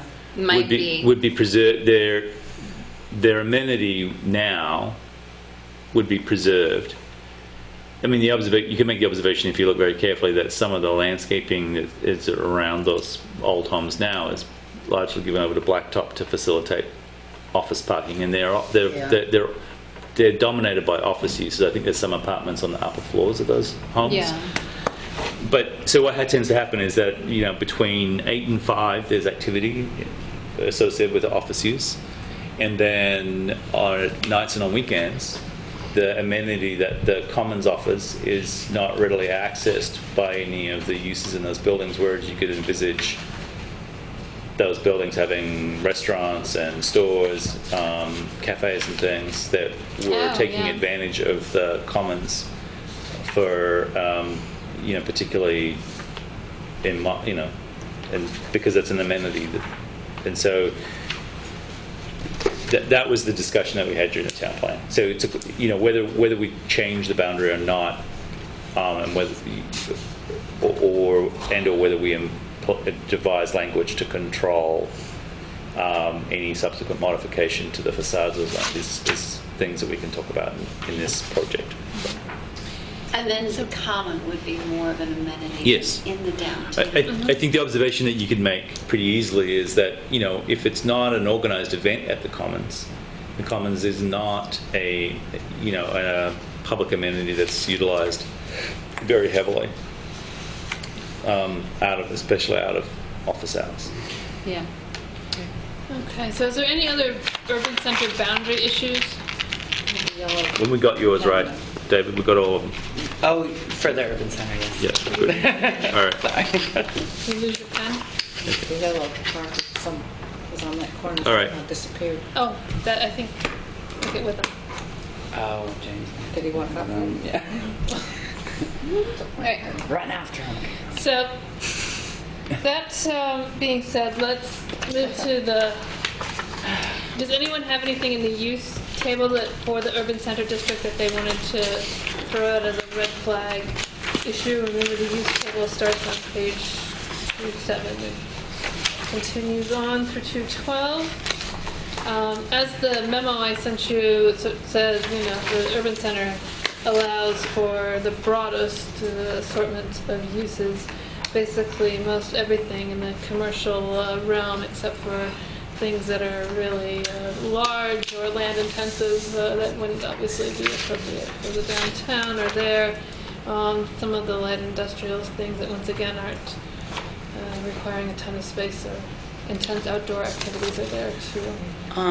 Just on a more curiosity, just a quick curiosity question. What is the theory behind having a hospital in the urban core be conditional as opposed to other institutional uses that are permitted?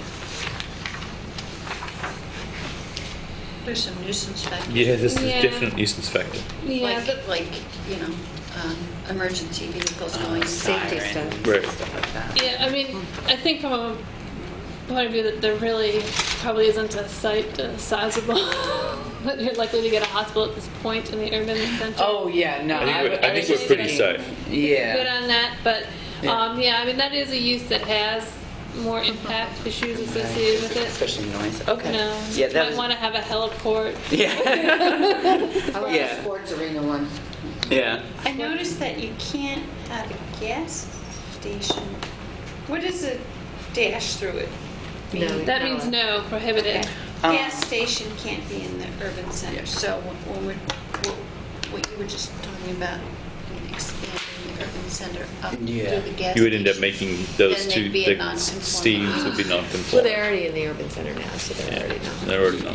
Yeah, but basically preventing any further. They wouldn't be allowed in the Would there be mixed no use new either, that- so there would be They're not allowed in non-conforming. mixed use either. Okay. Well, the nonconformity keeps Yeah. going. They're non-conforming now, so.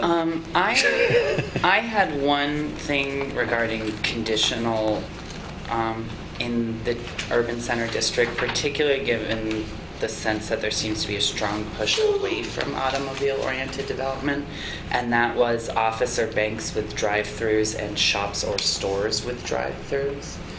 I felt like that was... So you'd like to see no drive-throughs in the urban center? Well, I'm going to bring something up later, which is I think at some point we should look into the possibility of eliminating all drive-throughs like South Burlington did, especially if we want to try and preserve our environment. But specifically, if I can only pick one district out of all of them, the urban center would be one that we would not want drive-throughs in. Even though I'm a fan of the BSNL drive-through ATM banking, but... Thank you, continue.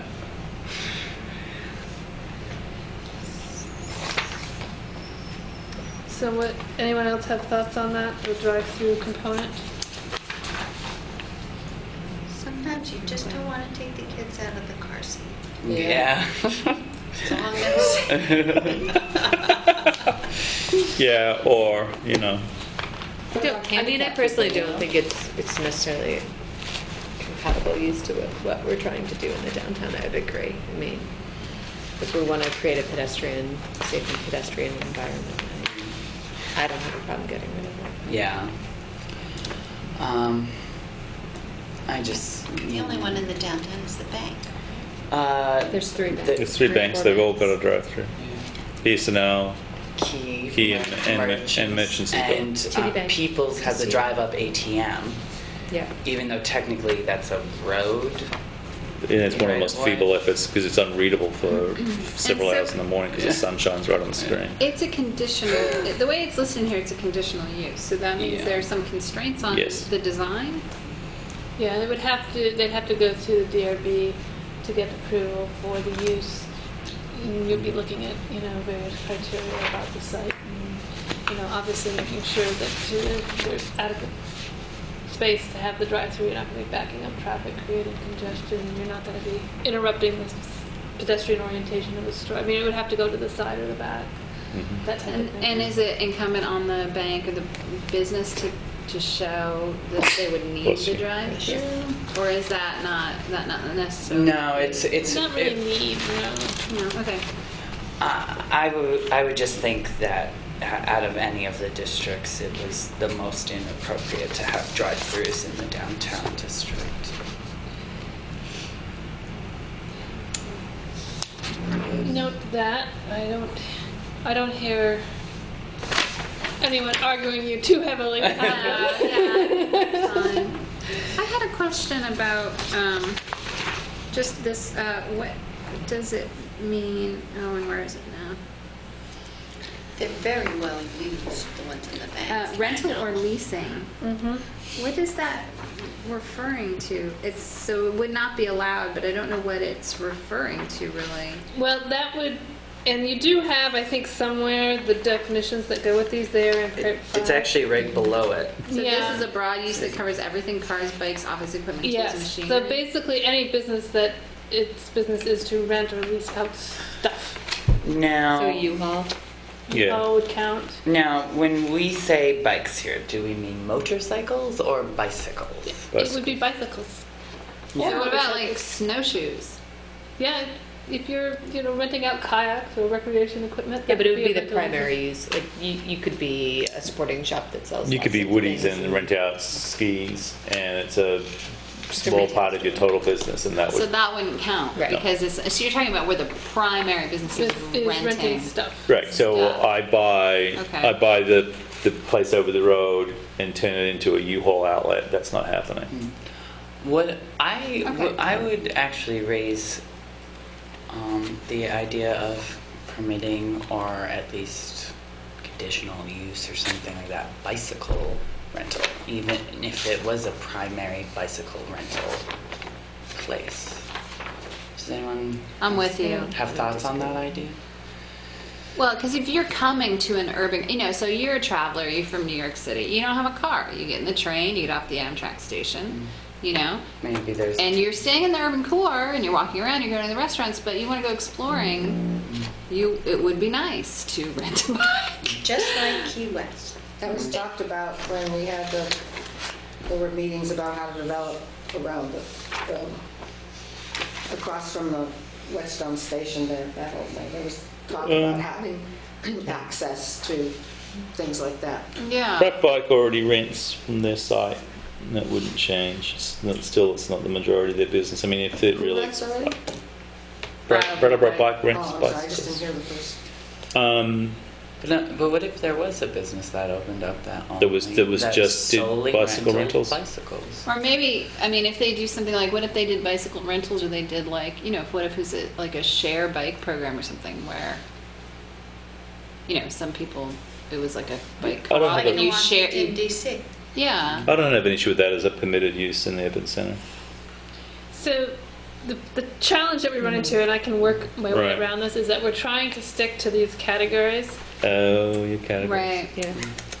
but we can work out Right. doing some breakdowns of things. Right. But they lump this rental and leasing all together as one classification. And so that's why my note's there, because we had some discussion about this behind the scenes, back and forth on this. Because, yes, bike rental might work. U-Haul rental, not so good. Right, In the exactly. downtown. Yeah. Porta potty rental, I don't think you want that down there. Yeah. So if you make that, instead of prohibiting would it, we if know? you make it conditional, how then it's up to the DRB to, what are the additional constraints that might define what would go in there? Well, you would have to go through the conditional use criteria, which I think we looked at before here. But there are a list of criteria for conditional uses.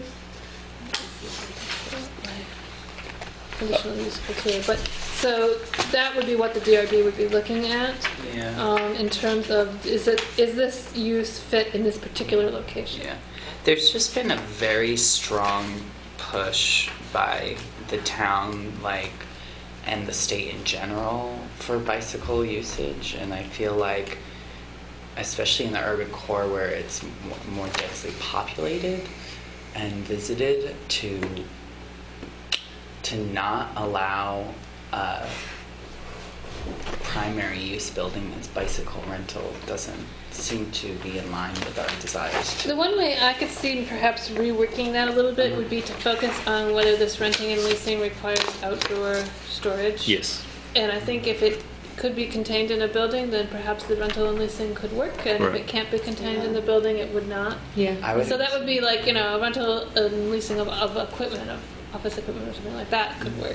But Yeah, like one of those little shops across from the Latches there. There's 4 shops in that building. They could keep their bicycles stored in the basement Yeah. and have a front, That would be a great place for a bicycle rental. that might be a way to contain without going nuts at trying to define a bunch of sub-uses here. I would completely agree that might be the best way, a good solution. Okay. Yeah. Okay, good. And also, if there ever was a bicycle, a different kind of bike rental thing, one where, like in Europe, they have, and maybe they have some in this country that you were talking about, David. I think this, where you just go in and you pay with, there's bikes all lined up, and you Free with your credit card. and you can release it and then drive it and either bring it back there or drop it off at some other bike rental place Right. similar. I think I'm going to open this business. This is a gold mine. Really, it is. I think. So You I make sure think they're good that kids. open market or market shop should Yes. be conditional, because I think that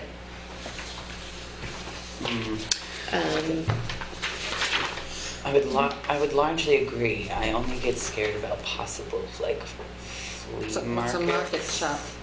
well, that's what I'm concerned about. That's why. Yeah. That's why I think it should be So conditional. instead of permitted, it would be I think a conditional. farmer's market is perfectly fine in the urban center. I think, Yeah. I've got street these two market or pictures of something. flea markets. Yeah. One is okay with me, it's kind of like the New York And City one kind has of thing, fleas. and the other is like Literally cockroaches. Actually has fleas. problematic. And so I'm trying to think, without Yeah. working within the confines of of the categories. I would prefer to see it conditional for urban centre too. This is going to be a little bit more controversial, but I'm okay with. Ironically, I think I'm okay with gas stations not being permitted in urban centre or mixed use, but I am open to hear what people's reactions are to automotive repair or service structures being conditional in urban centre or mixed use. What is it now? Prohibited? I'm not entirely sure.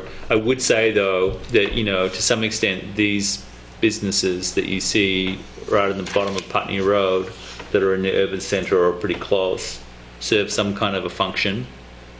And there are some tucked in, or historically there have been some tucked in off of Elliott Street. Yeah. What about the... At that motorcycle place? What about, And Lined Motorsports, which would also They are be... prohibited, automobile repair or service structures. Yeah. They're prohibited now. Or they're, yeah. Are in the you, I urban mean, center. are you reading... Oh, on this chart. Right. They're proposed to be prohibited. Yes, and I would ask people to consider whether that's what they really think. And I do have a photo of a repair garage that you would love to have in your downtown. Yeah, I'm sure you do. It's very charming, and it's still being used as a repair garage. Right. It's got that nice vintage roadside, nice Right. vintage roadside architecture type Right. thing going. Right. So, for instance, even the thing over the road here, Dead Valley or whatever it's called, Dead River, Right, that could be a... Dead World, Dead Park. that could be repurposed as a, you know, auto repair place or even, you know, auto sales, and it wouldn't be wouldn't be that egregious. So I don't know what the difference are without looking at that, but a repair garage is not currently permitted in the urban center, but repair service, I think it has to do with the auto.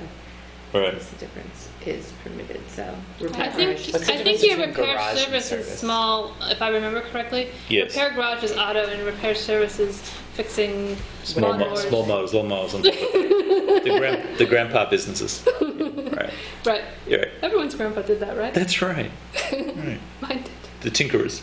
Yeah, my favorite repair shop is in Hopewell, New Jersey, where the guy always fixed the cars wearing dresses, because that's how he liked to dress.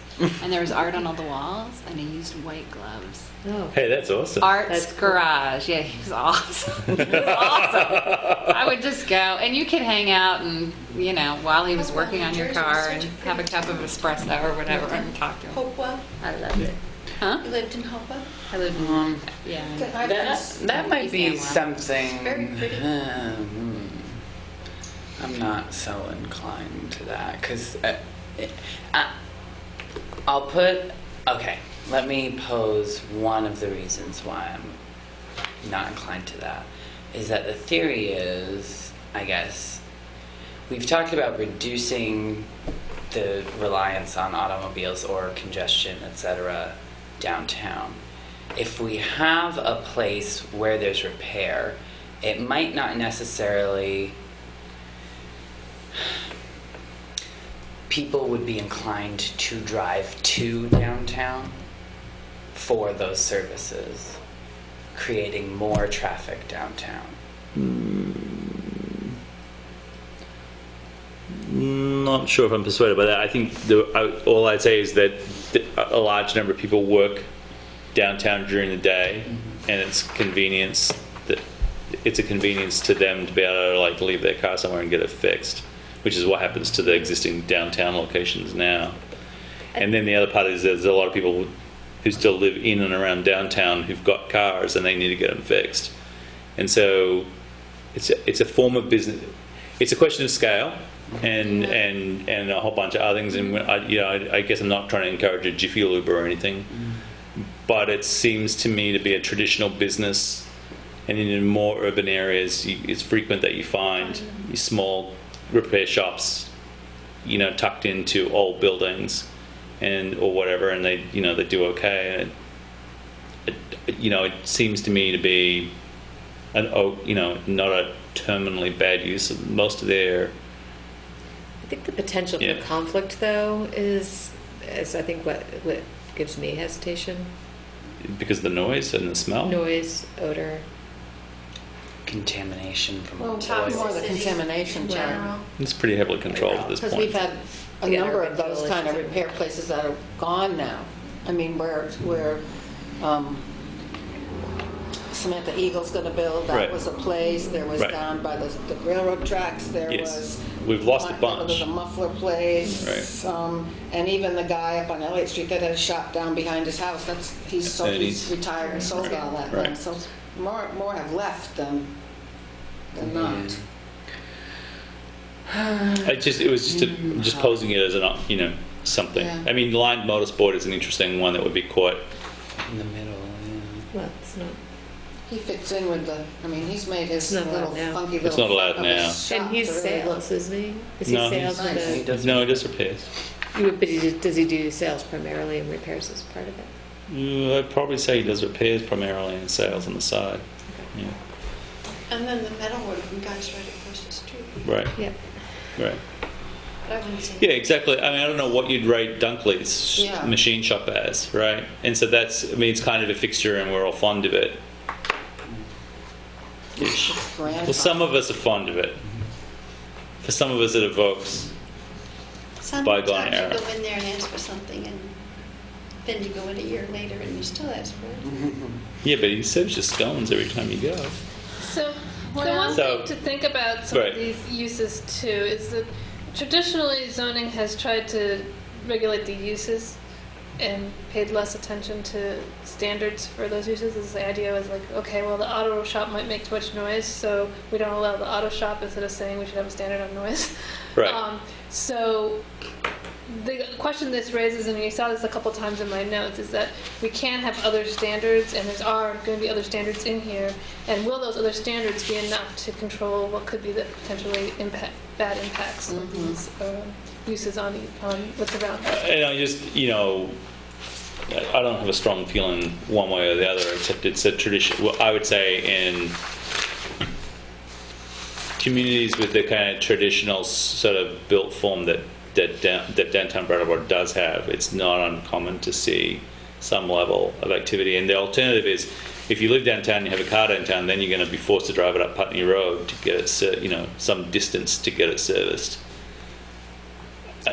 Which is no big deal, but that's definitely an aspect.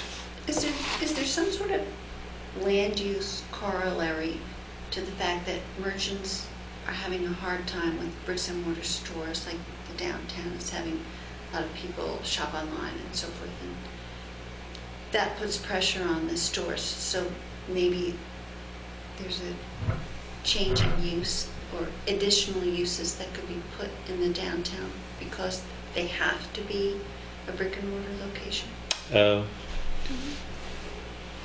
That is an interesting point to think of. Right. Beyond just retail, what are some of the other options for the uses on those first floors? That's a good question. What I would say, actually, I think that the small 1 or 2 person auto repair shop is kind of a dinosaur, to be really honest about it, as much as I just defended their existence. Yes, you did. No, but The reality is that they're on the way out for the very reason that you just described, that the basic business model doesn't work. Because you're going to need to subscribe to a computer service, and you need to maintain training, and you're going to need to have such a huge investment that the small shop is not really going to work. So I guess that's part of the reason why they've disappeared. Yeah. Could we come back to this at some point? I need to think on that a little bit We'll more. put that one on the maybe pile or the considering Yeah. pile. Were you thinking of any uses in particular, Liz, when you said that? No, I was just thinking about our conversation earlier today with the head of the Chamber of Commerce and Well, and it's funny that you say that because now it makes me bring up the idea of indoor automobile sales establishments. which- Also once a traditional thing Yes. when people Well, they happen had in big fairly cities. small Yeah. Right. lots, but now in order to have your car, if you're going to have an actual, you have to have the floor plan. You can't start a dealersip in You that can't. kind of space now. Right. I mean, it would be highly specialized and kind of cool, but Yeah. it's just not. Somebody who was Maybe just for refurbishing Teslas. old cars or something like that, so Yeah. might have a little special. You order them online. You do. Well, You they, just- they you have just- show- We're just having an issue. they have showrooms that you They can do buy direct them. sales. Yeah. Well, they actually have showrooms that you can buy them out of. I've been Yeah. to one, and they have the cars in there, but you don't drive them off the lot Right. per se. But I have a question about lumber yards even being a conditional use in the urban center. That just doesn't make sense I to think me. we pulled that one out. Some of this I think was me getting a little out of whack with my things. We did make some edits to this since since this one went out to you guys, and I think that is one that got pulled. Good Yes. catch. What page is that, so. Carolina? 2-8. Yeah. Too late. So that's halfway down. prohibited in urban center. Is that what we're saying now? Not conditional. I think it's prohibited. I don't know how I feel about that because Noisy, smelly. Is the You don't want a Kiln lumber Drive yard in the middle in of the downtown. downtown? no. Well, it's not going to be in the urban center, but specifically It's not now. the building materials part of that. You still What? don't want that. Well, what kind of? Racks, I mean, when you think about Perkins or you think about, So Brown and Roberts? well, they Don't sell lumber. they don't sell lumber there. No, but I mean, what falls under the idea of building materials? Well, it's different from a hardware store. Bigger kind of bulk storage function than Brown and Roberts provides. So this is the description. Right. A retail establishment that sells lumber and heavy building materials and that typically stores most of its stock outdoors or under open air structures. So that's where you run into the difference. So somebody could Yeah. have, Yeah, a plumbing type you know, sale of yes. equipment or things like that, They but they wouldn't would put any be. new salvage in the middle of downtown, say, for instance. or Right. what's the Right, so lumber then yard it would out just West fall under Brattleboro? a Forget permitted it. as a Leader. shopper store. Although they were Leader. completely Yeah. contained in Their there. building is fine, but their storage, all their other, stuff. The storage is yeah. pretty significant. Building itself is like a hardware store, but the building Right. supplies. And then there's the beep, that. beep, beep of the forklift every time it goes backwards. Yeah. All right. Okay. Anything red else in the flags? uses? I have questions on parking. Okay, Oh, no. we're about to head there. Gonna get through one district. I know. Yeah, that would be really good. That would be really, really good. Picky bunch here. All right. What is passenger assembly? That's like It's when you putting pull, out the it's when you bus. pull your child apart and you need to reassemble them before you send them off somewhere. It's like a bus stop, or it's like a Yeah, like any place that ticket has, sales yes, or- any place for okay. people who are going to get on some sort It's when of you dislocate it all in because it drives you transportation crazy. You know that. mode would be assembling. Where is that?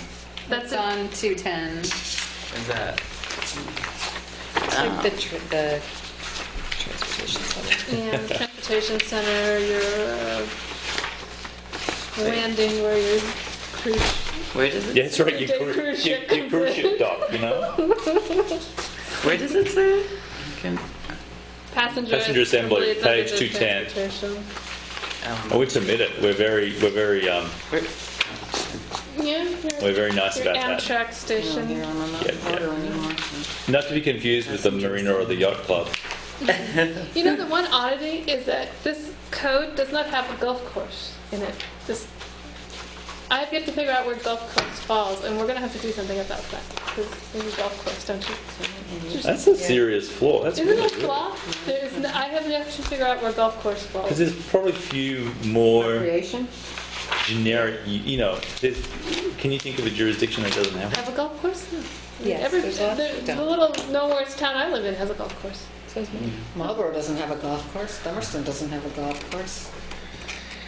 well, fine. Guilford doesn't have a All golf course. Let's try to finish this one. Yes, Yeah. so, And- okay, let's transition But we can over do the to whole looking bunch. at the dimensional standards and then the frontage, building, and parking standards. So these all together will sort of control the built form and frontage, what you see of the property from the street type of thing. Okay. We're on 213. Yes, so we'd be looking in the on the table on 213 in the second column, the UC column, for what the dimensional standards would be. Were there any questions or comments on those? Missing some pages here. Oh, I will say that I'm starting to work on doing some illustrations of what those dimensional standards look like. I know you mentioned it last time. I'll pass these around.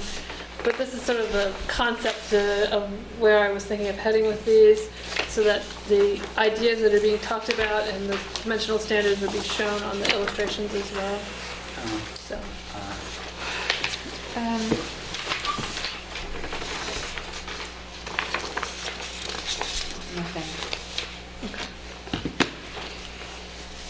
So in terms of the dimensional pieces, we're basically looking at 0 lot line development, 100% lot coverage you could build out to the edge of the lot. The most you could set a building back would be 20 feet from the front property line. A 10-foot setback from any water features or whatever. The highest density of all the districts, 36 dwelling units to the acre, or a floor area ratio of 3 for a mixed-use building, which we talked a little bit last time about the floor area ratio. So that's basically 3 times as much building area as you have lot area. And I'd say probably somewhere in that 2 to 3 range. We're going to do some checks on some actual buildings in the downtown to see where they fall, but my guess is that they're going to be in the 2 to 3 range, just based on buildings that are typical downtown buildings that are 4 stories or so tall, or usually in that range. What's our maximum height net? Like, so the maximum height is listed as 6 stories. Is that where we're at? Like, is the Brooks House 6 stories, or is it? Right now, I think you're at Brooks the is- 60. Brooks is, we're at 60, 60 feet we do in it urban- in feet in urban centre, and it's 60. And the Brooks house, I believe, is 5. And the Hooker Dunham building and the buildings on that side of Main Street, the eastern side, are in fact 7. Well, the Elliott Street, the tower that we were talking about, Is 7. tower, is 60. Isn't that 60 or 70 feet? Yeah. I mean, that's the tallest building in Brattleboro, isn't it? I actually don't think it's as tall as the Hooker Dunham. Okay. Because they're done on the But river Dunham's, side. It's when you tall. when you walk, where the record store is, where the little laneway is. Yeah, I've been in. Yeah, that's the 5th. That's the 5th floor. Yeah. So that you've got 4 below that, and then 3. yeah, 3 above. 2. Well, the street 1 and then 1 more. Yeah. It's 3. So right. So it's that's probably taller than Elliott Street Apartments. Existing is 60 feet. Yeah. I like And this then- illustration. What's the function of this is just me trying to understand, the minimum, the lot size, and there being a minimum for the lot size? I mean, isn't the lot size going to be defined by the parcel? In the urban center, it's not the most critical dimensional requirement. The lots, there's only a small number that are under 3,000 square feet now. It would really only come into play if somebody wanted to subdivide a lot. Probably not going to be a great call for doing that in the urban center because it's already pretty much divided up into lots. And right now it's 2,000 square feet in your current zoning. This is something we were talking about. We might just put that back to being so it's the same as what it is now, because it really isn't a critical or limiting factor. And I basically just set these as a ratio to the frontage. So the lots are, and this tends to be pretty typical anyway in traditional downtown settings, are 90 to 120-ish feet deep. That's generally the range for a block. Back to back, 180 to 240 feet for the depth of a block. And so, you do want to maintain some sort of proportion between the width and depth of the lots, so you don't end up with weird, skinny little things. I have a question for you and I might just not understand this in terms of urban planning. So for the maximum density, I understand that 36 units in an acre is fairly dense, but what, especially in a place like any town's urban center. What is the purpose behind limiting the density of residential ability in an urban center? You could decide to not have a density at all if you wanted to allow unlimited. You're going to be limited by building space, obviously. Yeah. I think you probably, we would have to look at this, but 36 is certainly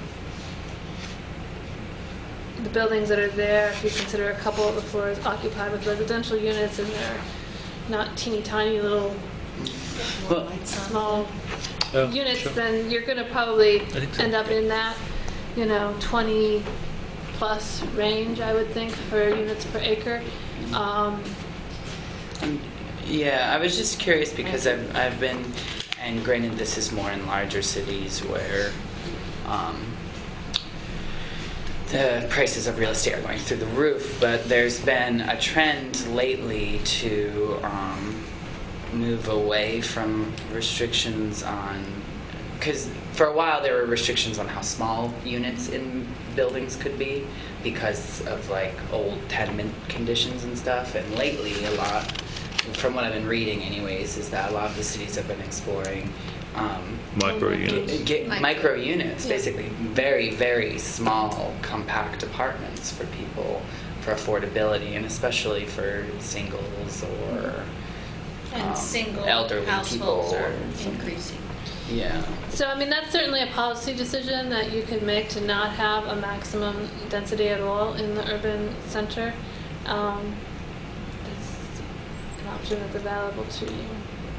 How do other people feel about that?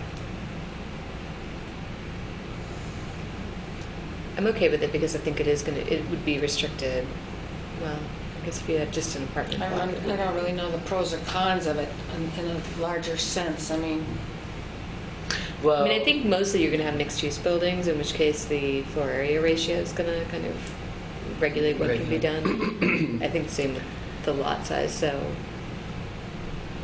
I think I'm not so fussed by it. Well, it's interesting because the Brooks has had so many, like, single-room occupancy dwellings that were lost. 63, yeah. It Yeah, might that's be right. nice to have, single apartments, small apartments. like a building full of small full of studios. studios.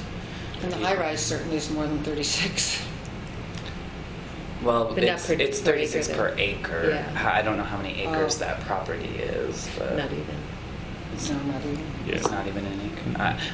That's where I get into. I have spatial problems. I don't What's know the how big an DU? acre is. Dwelling Dwelling units. units. Per acre. I would propose removing. Okay, so now here's actually a flip side to that. So if okay, You're already Be- both sides of the equation. What yeah. page are you on, Debbie? I'm on 213. So I'm confused as to how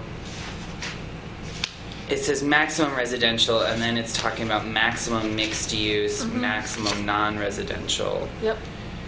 Yeah, can you just explain that? Because I did go into this in the memo a little bit. So there's a couple of options that we can pursue here and how these would interrelate with each other. So let's start with the solely residential building. That would run off the maximum residential. That seems quite straightforward. Okay. And in many of the other districts, you would have solely residential buildings. The urban center, you're probably not going to have solely residential buildings. The maximum non-residential would be for a building that had no residential component at all in it. And so that also seems fairly simple to understand. So So what- that leaves us with the... I'm sorry to interrupt. I just have, What's it if about? you could maybe just more clearly explain for me and probably people at home, the 2.0 floor area ratio. Yeah. Like what that basically means, or what an example of that would Well, be.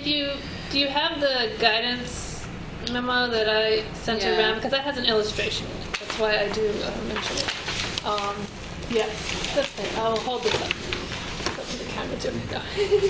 So the floor area ratio as this shows here, so you've got, say you have your 4,000 square foot lot in the urban center.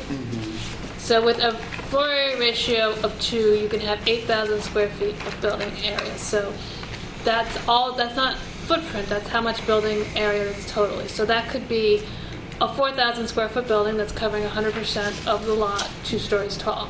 That would get you 8,000 square feet. That could be a 2,000 square foot building that was covering 50% of the lot that's 4 stories tall. That would get you 8,000 square feet of building area. So it depends on the footprint and the height of the building. So you're calculating total habitable usable floor area, essentially. Come up with the floor area ratio. There's a whole couple of pages here on all that. Yes, there's I'm realizing now. a long description of the density questions. Yeah. Yeah, I read it, but it was like a month ago. So Yeah, I know. So Yeah, we're back at it. Yeah. that's how the floor area works. And so if I go back to my description here, so you've got the non-residential component for just single use or, just no residential component in the building. The mixed use, you could use this solely and, like you were saying, get rid of the dwelling units per acre and just say you've got a mixed use building, you can have this floor area ratio. In some cases we have a requirement, like in the urban center, you wouldn't be able to have residential on the ground floor, you can have it on the upper floors. And so how you choose to use that total floor area and allocate it out between residential and non-residential is up to you. On the other hand, you could say you could have this floor area ratio for the mixed use and that residential component still applies. So you could have that total floor area, but only however many dwelling units within that floor area based on the residential density. So you could use both, or you could use just one or the other. So that's a decision we're going to have to make once you decide if you're going to keep with these standards. Do you want to? As I reread this first paragraph again, I mean, it's like David talking about use versus these standards, I guess, and using,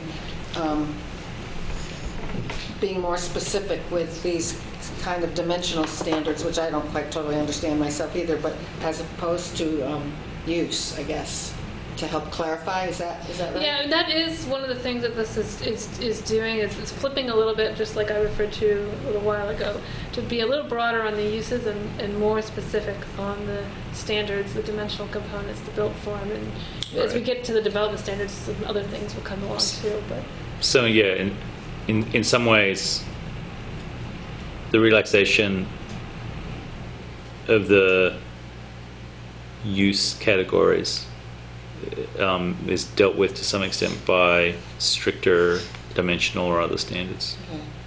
Does that make sense? Becoming broader or more flexible, for use, but so that it's for use. so the whereas use is these relaxed. become more specific. more specific. Right. Again, the design standards will become more specific. Yeah. Right. So the idea is that if you sort of describe the types of buildings you want to have, then what can occur inside of them You're less concerned you're about. less concerned about, and you Yeah. assume will sort of be So we have to sort appropriate. of shift our thinking from this older model of doing it into a more tuned in a different way. basically. Yeah. Yeah, it's kind of a trade-off. We were. It's like what we were talking about Right. years ago when the chain stores were coming in and what things looked like on the outside as opposed to what was Going on Going inside. on. going on inside, as like the McDonald's in the Freeport, Maine's in a Victorian house kind of thing, and they allowed it in, Right. Right. whereas they probably wouldn't have otherwise. Selling chains. So, okay. Did I answer your So question? did you? Yeah. I'm still really, and I did peruse it, but it was a while ago. Yeah. The whole floor area ratio Well, I think thing. we're going to I'm going to do some of these Yeah. calculations, and I think when I have some numbers to show you for the actual buildings, I think you'll get a better sense Right. of what those numbers mean. Okay. So you'll Right. have Yeah, I some think buildings that would you be do know. helpful, because it's even the 36 dwelling units per acre, it's hard to conceptualize, like, well, if you have a huge lot, it's occupying whatever, 2 acres or something, and then you know, it's hard to conceptualize the size of those dwelling units and like whether that's limiting the number actually, of we could- units you can create. You know. Well, let's just, And then how does this, I mean, if we're having trouble understanding it, how's the DRB gonna, Or the general public. yeah. Well, these standards aren't so much a DRB issue. These are just the baseline dimensional standards that the zoning administrator will be applying. right. So, and this would be him dealing with the site plan Or and her. saying, him or her, sorry, that, Sorry. you know, this is too, Yeah. These are, these aren't big enough, this is too, these are too many units, this is too. Right. So if you, I mean, this will be pretty tight, but a studio apartment or a single bedroom apartment that's very efficient and not thinking about, shared space like elevator shafts and hallways and common areas and things. Say you allow 500 square feet per apartment, which is pretty tight, really. For 1 acre parcel with 36 dwelling units on that 1 acre parcel, that's 18,000 square feet, right? So if you're using, the math here, you end up with 6 floors, maybe, right? To do that. I don't know. And that's I lived in a fairly comfortable studio in Elliott that I measured at 310 one time. yeah. My apartment's only 6 something, and it's nice. I would, 500 is kind of on the tight side. Partly because I'm not taking into account the stairwell and where you put your trash outside and all that kind of stuff, and that would have to be factored into it. So, but what I'm trying to get at is roughly how many floors would that building be and how much of the parcel it would occupy. And you end up with a pretty big building to get to 36 per acre. I mean, I think, I don't think we need to dwell on it right now. I think that the reality is that we're not really likely to see that level of density very often unless it's fairly unique circumstances. So you could either take the view of take the cap off and just leave it completely open with the understanding that you're very unlikely to reach even 36, or leave it at 36 for exactly the same reasons. You're very unlikely to even reach that. So how many square feet is a, yeah. Is it 43,560. Yep. So there is actually, and I can send out this via email, a website where you can go look at different types of housing at different densities. That's actually quite good at sort of helping visualizing density website. Oddly enough, and there's a book that goes with it. There is a book that goes with it, but the website is quite nice because you can actually pull down different ranges and see different types of housing that are in those ranges. Yes. So that would give you a sense of the different types. We'll send you the link. The development patterns that sort of fall into those ranges. That would So be we can helpful. do that. Yeah, okay. Yeah. Thank you. Just to, because it's one thing to look at a bunch of numbers on paper, but that's why this is very lovely. So, other questions on the dimensional piece? You want to find the visualizing density? I've been on it, so. The service center district, where is that? What is that? We will get to that one, but it's basically the stuff that's sort of magenta colored, and there's 2 patches of it. There's a little bit down by exit 1, and then there's a larger piece up by exit 3. And so once Sue's done the visualizing density thing, we can zoom around there on that. So the service center areas are those that are roughly traveler services that we're talking about. So at exit 1, it's immediately off the exit ramp, and it's the gas station, then the ambulance depot. It just struck me in terms of maximum coverage. You mean building coverage, not pavement, right? No, this coverage is pavement as well. Yeah, I just thought 60% seemed low. But that would be a good thing, because then that would mean there'd be less pavement. Yes, I just think it's unrealistic. Yeah, I think that the reality of impervious surface on some of those existing sites is at 100% now. Yeah. So that's a good point. So the one thing, I mean, well, I can do some looking at those numbers again. The one thing that I will say is that in that service district, at a minimum, we're requiring the 20 feet along the front and then 20 on the sides and rears. So just at that, if you had the 20 all the way around, you're not going to let 100 go anymore. It's not going to be 100% anymore if you were to come and No, I should say, site plan. while we have 100, it's not like that's what we want. Right. So Right. And we then made. the other thing that I questioned was this minimum riparian of 10 feet in the urban center. That's pretty I thought it should be higher. I was curious about that too. Well, I was trying to get you anything, any green space along the road. Right now, it's the thickness of a cigarette butt. So, yeah. I mean, I Literally think right now have no zoning that defines any riparian buffer. No, I mean, Not on the whetstone. Not on the whetstone. If you look at the latches, it is the whetstone. There is the West and the Connecticut rivers. Right. Well, can we make that higher? I mean, what's, you know. I would like the would latches to argue have the whetstone flow against through it. Making it higher. I think that your built environment's probably such at this point that, Yeah. I mean, ideally, it would be more if you were starting new, if you didn't have an existing built environment. What this could do in some of these places, you know, if there was going to be redevelopment, is pull the building back. I mean, obviously, the ones that are forming the edge, the Yes. retaining wall or the river are not going to ever be pulled back. You know, on one side of the wall is the brook, and on the other side of the wall is, you know, the basement. So Yeah. that's true of the latches. But those are existing That's- buildings. yes. I mean, this is applying only to new and significantly. Yeah, but at this point, Substantially improved, right? Right. in this district, it would only be the buildings along the whetstone.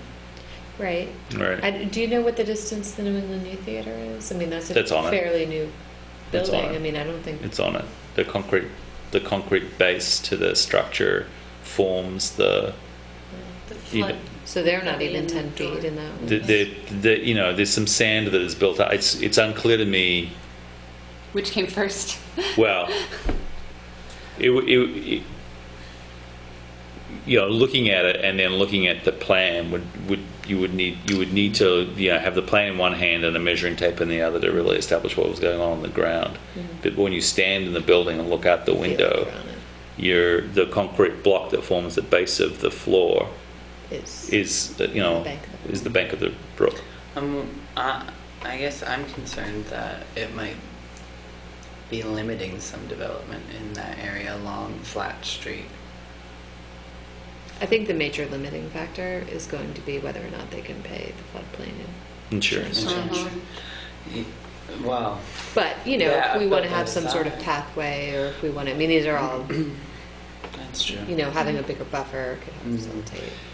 You know, the other uses that are present there, for instance, that are part of the development. So I think that the rebuilt co-op, there's been some effort with the rearmost part of the parking area to institute a form of a buffer. It's probably not much more than 10 feet, but that's an important function for filtering runoff from the parking lot, and then also having a kind of a protective zone between the erodible bank and the parking lot.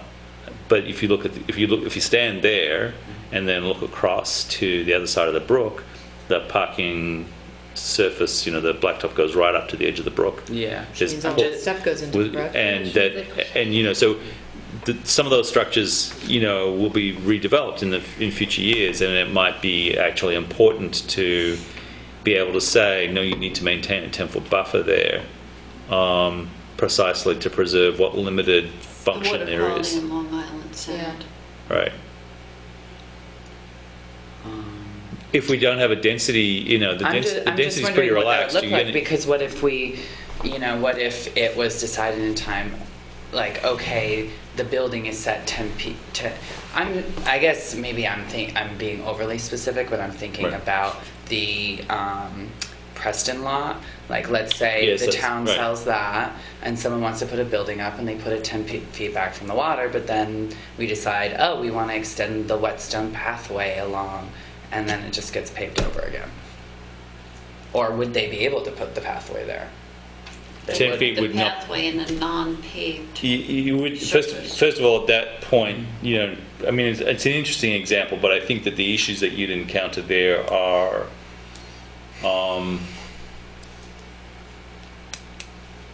10 feet's probably not wide enough Yeah, to get for a pathway to meet certain kinds of design requirements for a pathway. I can guarantee you that there are certain parts of that pathway now that are not more than 10 Yes and no, but whether wide. they meet design requirements or not is a different question. So then that question is whether they would be paved or not. For the most likely, they would be paved in that area.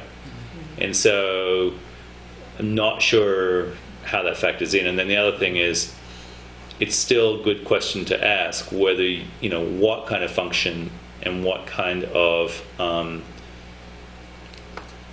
design goals you're trying to achieve by imposing a 10-foot buffer. And I think that in the instance of surface parking and other aspects of site plan and site design, a 10-foot buffer could be a useful. Someplace to store the snow.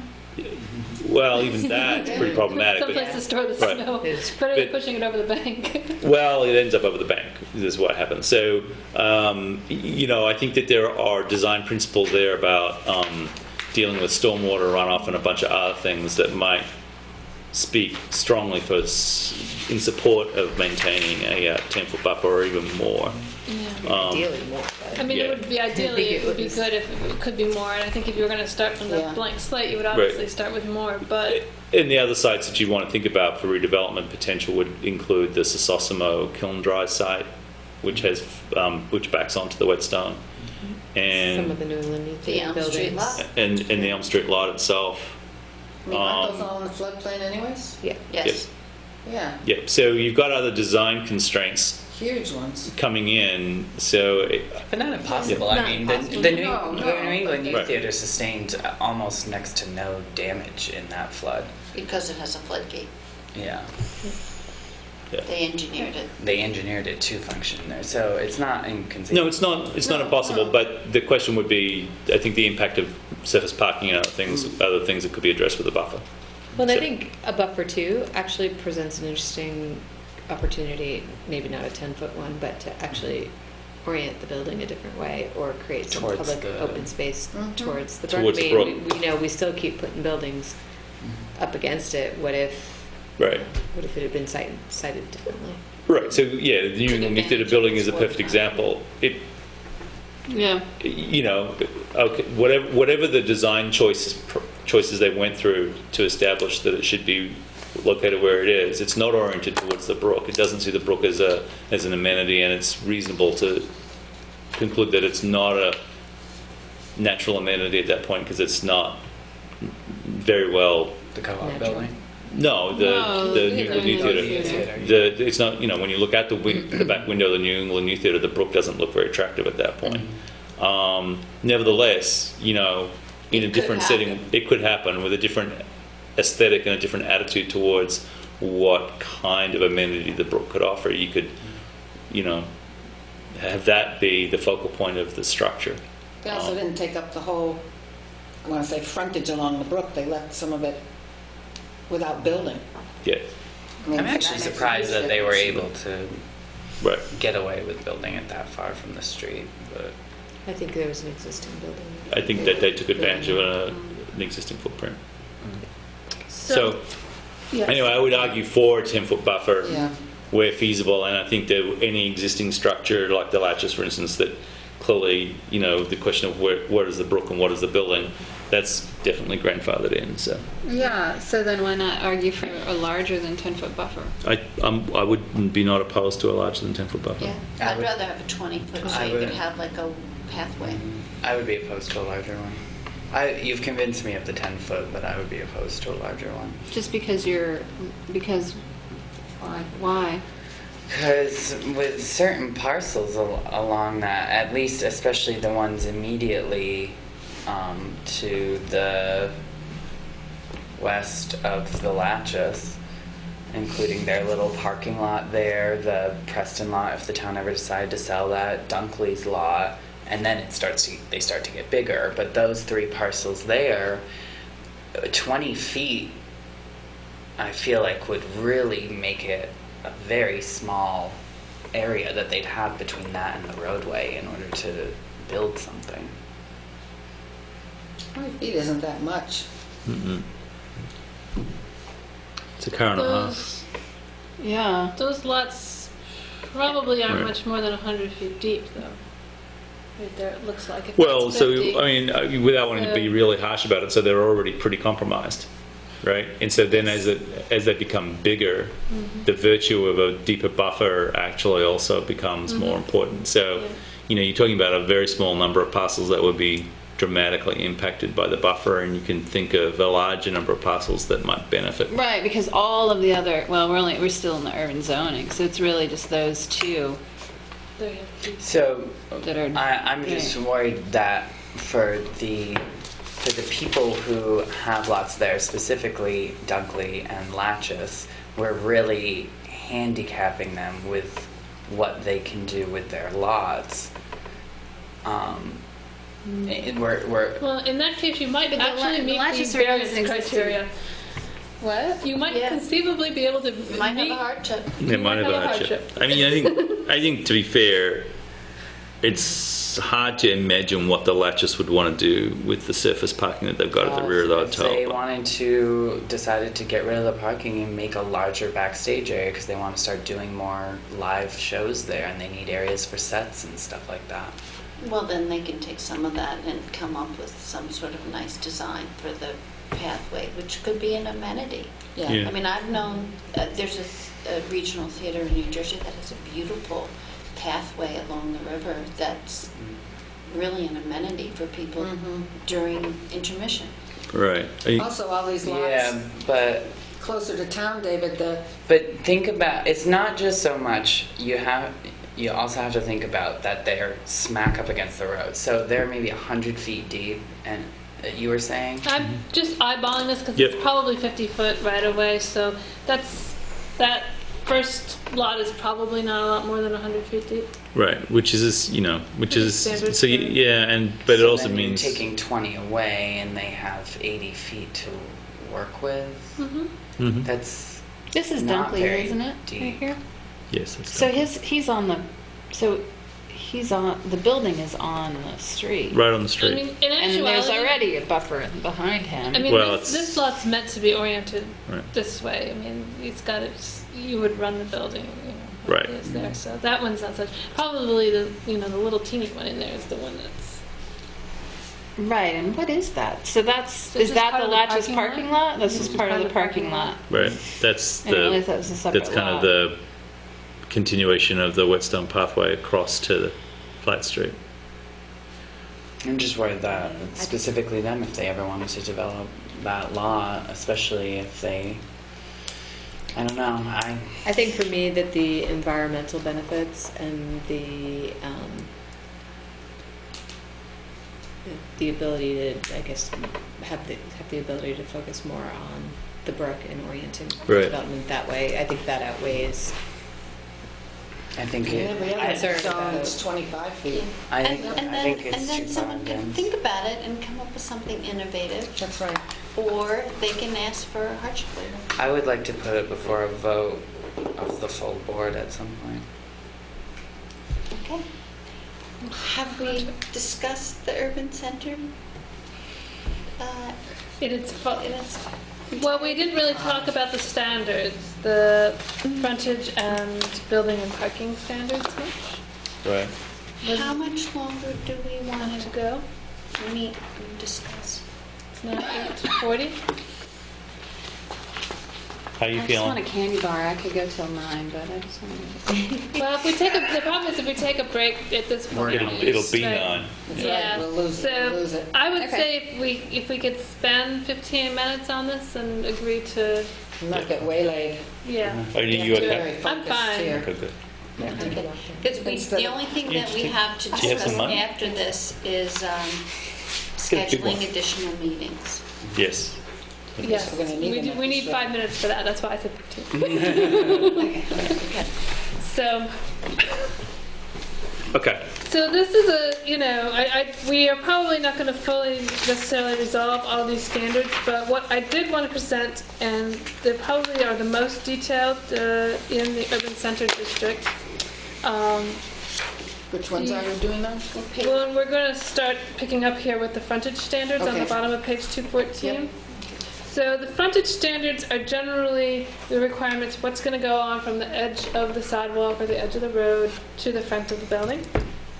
And then the building standards, there's a little bit of an overlap here because the building standards talk about the facade of the building that's facing the street. So sometimes depending on how these were flowing, things flopped onto one side of that, in the other a little bit. I noticed that when I went back and forth. I was like, which is that? And then there's standards that are particular to parking in that district. Now there's going to be a whole parking section, so this is anything that's particular to the district. It mostly deals with where parking can be located in most of the districts. So that's the basic concept behind these standards. And like I said, they're probably the most detailed here in the urban center, and then there's fewer of them in some of the other districts. So the frontage standards here are really about maintaining the pedestrian orientation of the building, having a ground floor that's pedestrian oriented with little windows, having the principal entrances right onto the street, keeping all the service functions to the rear, not having large spaces for automobiles, just keeping those to alleys or whatever to go down to the back to park. One of the things that I was wondering about, and I don't know how you would tackle this or if you could, I guess in a way, would be, I guess the best example I can think of is the Walgreens in Greenfield, which the town required them to build adjacent to the street, on the street, and they did that, and there's a little parking lot in front. But the side that is smack up against the street, there's, a sidewalk, and on that side they have, going down the whole length, windows. But they're not real windows. But they're not real windows. They're blacked out. That's common with drugstores of a certain era. Yeah. So this is why this says that they have to have doors or windows arranged so that the interior spaces are visible and accessible from the street. Where is that? For this Oh, there very it is. purpose. Oh, okay. So I'm it's sorry. Number 5. So that is in there because something like a drugstore and things like that they want to have shelving against the wall. Mm-hmm. So that there is a push-pull there, requires them to change their floor plan. And so, Walgreens, with some protest, will give you a nicer shell. They don't want to change the floor plan. Right. Yeah. Because that they figured out. Yeah. So this does require a little bit of work if you want to accommodate something like that, but there certainly are examples of it working and where they have done that. They do have other issues, which includes sun exposure, fading their advertising and promotional materials, and actually probably doing weird things to a lot of the stuff that they're trying to sell. When I worked there, focused on Yes. these But- issues. This is where we've been getting sidetracked a lot. What I Unless was it's doing important. is just describing why you'd get pushback from them, and the Yeah. question is whether you want to accommodate them and allow them to have blank windows, or whether you want to insist on see-through functional windows, Yeah. the windows that are real windows. I think it's the downtown. I think they need to be functional. Yeah, I think they Yeah, need to be yeah. functional. Yeah, this is the urban core. Right. By functional, do you mean open and closed? No. No. That was a trick Yes, question. that's a trick question. See-through, which I think is the language that's provided here. Now, would it be such that the interior spaces would have to be visible in 100% of the window? Because the one in Greenfield, what they did was it goes up to a certain height where it's blacked out, and then the last few feet. That's you because can they have see their it. shelves up the to a wall, certain behind height. it. Right. Yeah. So I'm wondering how that would play into it. Yeah, as this is worded, you wouldn't be able to frost out or black out the windows like that. That's not to say you couldn't put some sort of screening on the interior of the window. You're not covering that through zoning. Right. Yeah. So, you often see this with where a storefront has been converted to office use, and they will put up screening. I mean, you can still sort of see through, but you're not staring at the person at their desk on the other side of the window. Hazel, that new restaurant downtown, I guess would be a good example of that, where they put up the black stuff on the inside. Right. So during the day you can't see them, but at night you can. Oh, yeah, that's Which is actually kind of nice. Okay, I was just curious how this addressed something like Would what they've done at Hazel not be that. allowed according to how this is worded? No, because that's interior. I don't know what it looks like. So I know is I it walked blacked by out? it today and I couldn't see in, but it wasn't, I don't feel like it was blacked out though. During the day.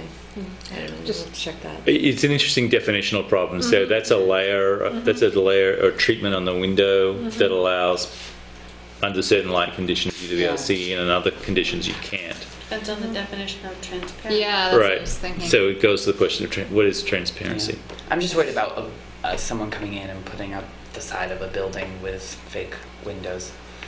I don't think that's allowed. I don't think it's That yeah. clearly isn't this question of whether you could Right. do something with the glass. Right. sort of- I have a slightly. Can I go? To go up to number 4.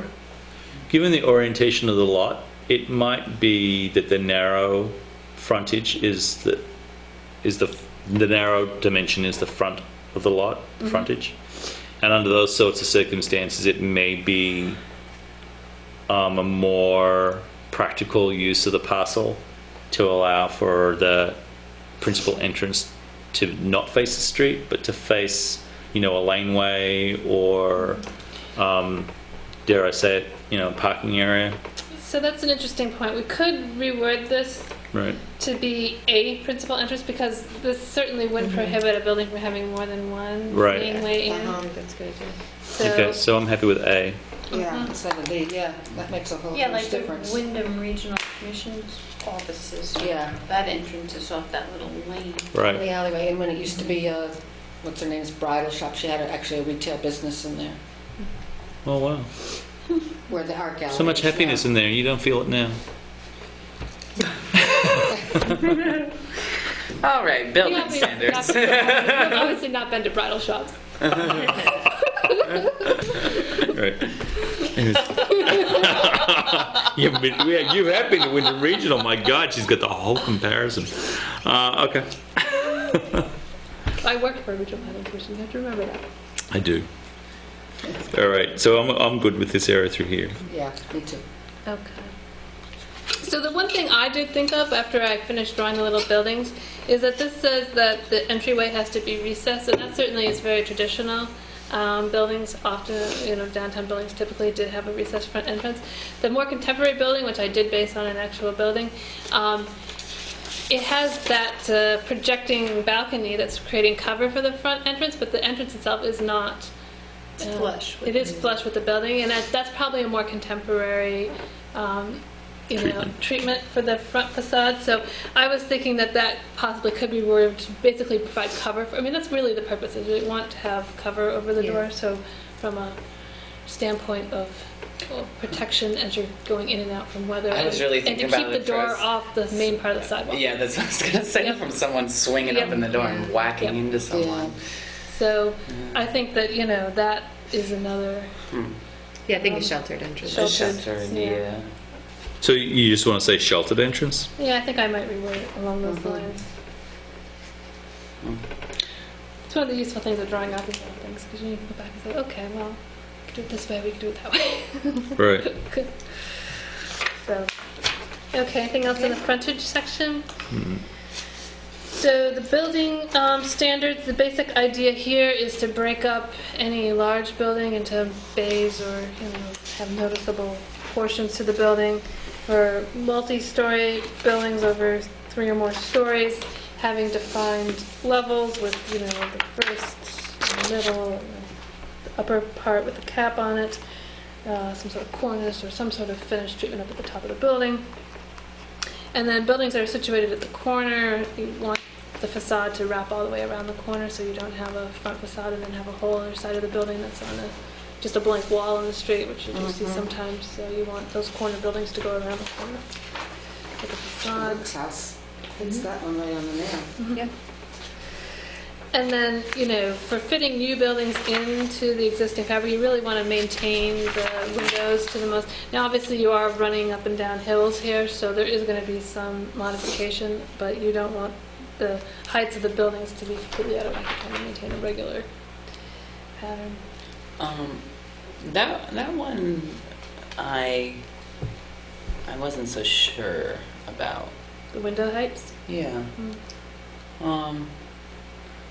Because I've kind of heard a thought before that you, not in reading various different opinions on urban architecture, that you would want, in some ways, each building to be very distinct in its way, and that if you have it in such a way that you're maintaining the same kind of plane of windows across a neighborhood, it might take away from the distinctness of each. Not that you want to go all like Dr. Seuss with the windows, but like I don't know. I just thought maybe you could speak more to the reasoning behind that. It's very traditional from a traditional downtown building point of view that the levels are fairly even across the building. There's a little bit of variability, but you're basically, the buildings have heights that are fairly equivalent from building to building, and that just creates that frontage all the way along. So you're creating a consistent street wall. Even if you look in the pictures here, so the urban center one, even though the buildings on the end are more modern, they sort of the window heights don't exactly fit, but they're close. They're close, Yeah. and you can see yet there's still enough distinction so that they don't lose their character. And what's the argument for the upper floor windows must be taller than they are wide? The vertical proportion of windows is one of the hallmarks of traditional building design. Horizontal picture windows are a very modern thing. You couldn't do glass like that. It's like the widescreen TV concept. Yeah, right. It's like that. And you get, that vertical proportion in the window is one of the things that will make new buildings feel like they are compatible with the older buildings, even if they're very different architecturally. And we can play around with it. You can have putting together several of the vertical windows to create a large opening, but you still are keeping that proportion by having the sashes and whatever. I guess the windows. When the Rexall was here, where the river garden is, it just was so non-compatible. It didn't fit in, and while the windows didn't go to the ground, they were long. It was like a ribbon of windows up. Yeah. That was another drugstore example where they were maximizing shelf space, actually. Yeah, they had the register. Yeah, but I'm saying these are upper floor windows. Upper floor windows. So, Upper floor. Well, it sounds like what you're saying an example would be of getting around that would be like on the Italian American building, where you have on the two sides, I think it's 4 sets of single windows that are stacked right against each other, but it creates a bay window effect. yes. On those sides of that. Yes. So, which, and that differentiates so that they're at each end of the building, and then there's this section in the middle, right? Yeah. Huh. So that lifts out, so it breaks up the facade of the building into at least 3 elements, right? Yeah. Okay. So I don't have a problem with it. No. Yeah. No. This was mostly just understanding the reasoning behind things, more educational. All right. Okay. I think 5 minutes. I think we can get through. We can do this. Parking. Standards.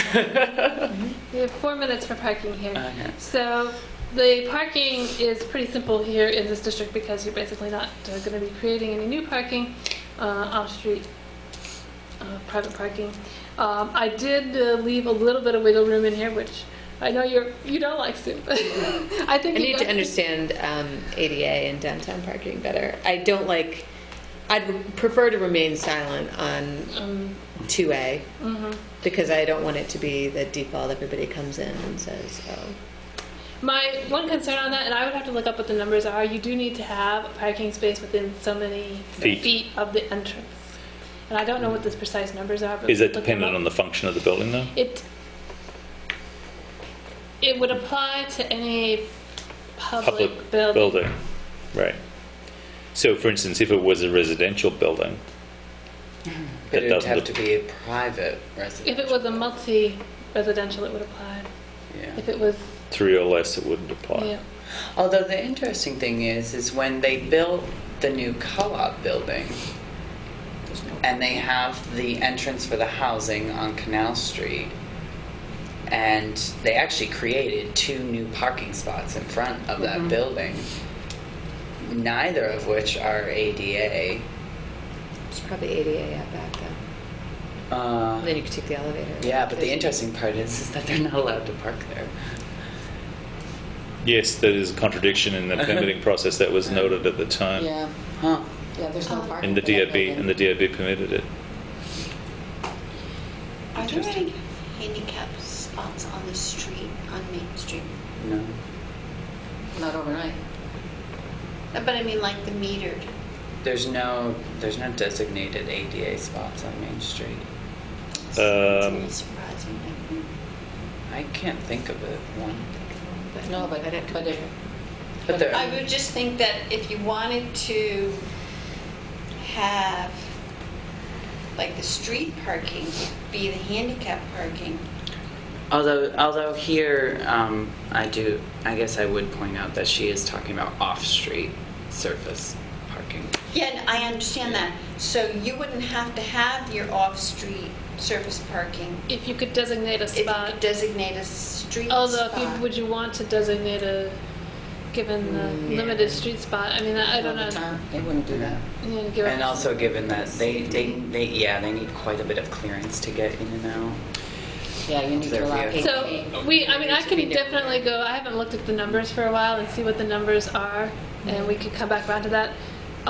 It's an interesting challenge.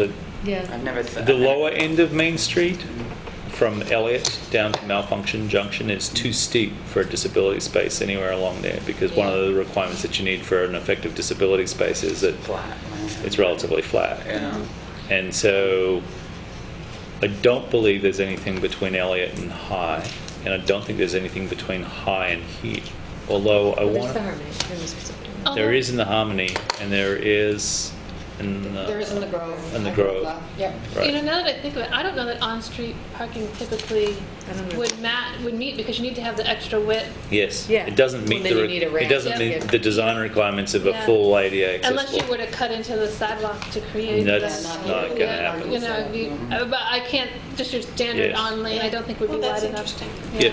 So it's an interesting conflict. But anyway, So that's the one issue that there may need to be a little bit of wiggle room for. Also, we have something else in here somewhere that says something about, providing opportunities for waivers for things that are necessary to meet Yeah. ADA, federal, or, right. Yeah. health safety code, Right. things like that. So it could be that we are silent on this, and Yeah. that language might cover, so we can look at that again. I have a question here. On both 2B and C, just to be sure I'm reading it correctly, it says the total surface area on the lot is not increased. That doesn't mean you couldn't build up and add parking spaces. It's just you'd have to be on that same footprint. Is that? Right, or you could rearrange the footprint. So this is actually, B is saying, if you were redeveloping a property, and it had surface parking, you could redo the site plan. You just couldn't have more surface parking when you got done with this new development than you had when you You started. had previously. It Yeah. could be in a different place, Okay. conceivably on the building. And then you think- And And then the same with and decks. C just clarifies, it actually is kind of redundant because we said surface parking and decks or structures are not surface parking, but from the redundancy point of view, I thought I would precisely say that this is allowed. Right. That, in fact, is probably what you'd like to encourage is This parking. more, Yeah. better vertical Yeah, okay. use of space to park Yes. cars Right. than horizontal. Yeah. Right. That's what Stacking. I thought it said. Yep. But I just wanted to be Right. be sure it was not increasing the number of spaces. And then we've got the requirement for a bicycle rack. That might be hard in Now, some cases. how would 3 relate in terms of 2A? Especially since there's the requirement that it has to be so far from the entrance of the building. Yeah, I think if you came in and you were going to be creating this parking space, and you could seriously make the argument that that's the only feasible place you could put it to the requirement, then it would override that. Yeah. I was Yes. just curious. Yes. And what about the bicycle? That's only for new buildings, right? Yeah, so this would apply to, if we go back to the very beginning, where it says what it applies to is new and substantially improved non-residential mixed-use or multifamily residential development. And we have to work up on the definition of substantially improved to come up with what we think is going to trigger substantial improvement. But the idea is it's a major project. The precise bounds of which are yet to be determined. Established. Well, thank you, Brandy. Okay. Thank you, everybody. I think it was really, everybody had good insights. Yeah. Let's schedule some additional meetings. What were our thoughts about what we need to accomplish? Well, Lot more. I mean, I imagine that this was going to be the hardest district out of all of them. I see it getting easier as we go out of town. I mean, I'm sure the Village Center one is going to take us a little bit, and Canal Street. Service center. Yeah. So, yeah, but It should, the outer district should, because there's some consistency in these standards, so once we sort of get them where you want them, we'll go forward. But obviously, we got through one district in 90 minutes tonight. Yeah, I know. So we should be realistic about the pace. Are we working back from a certain deadline?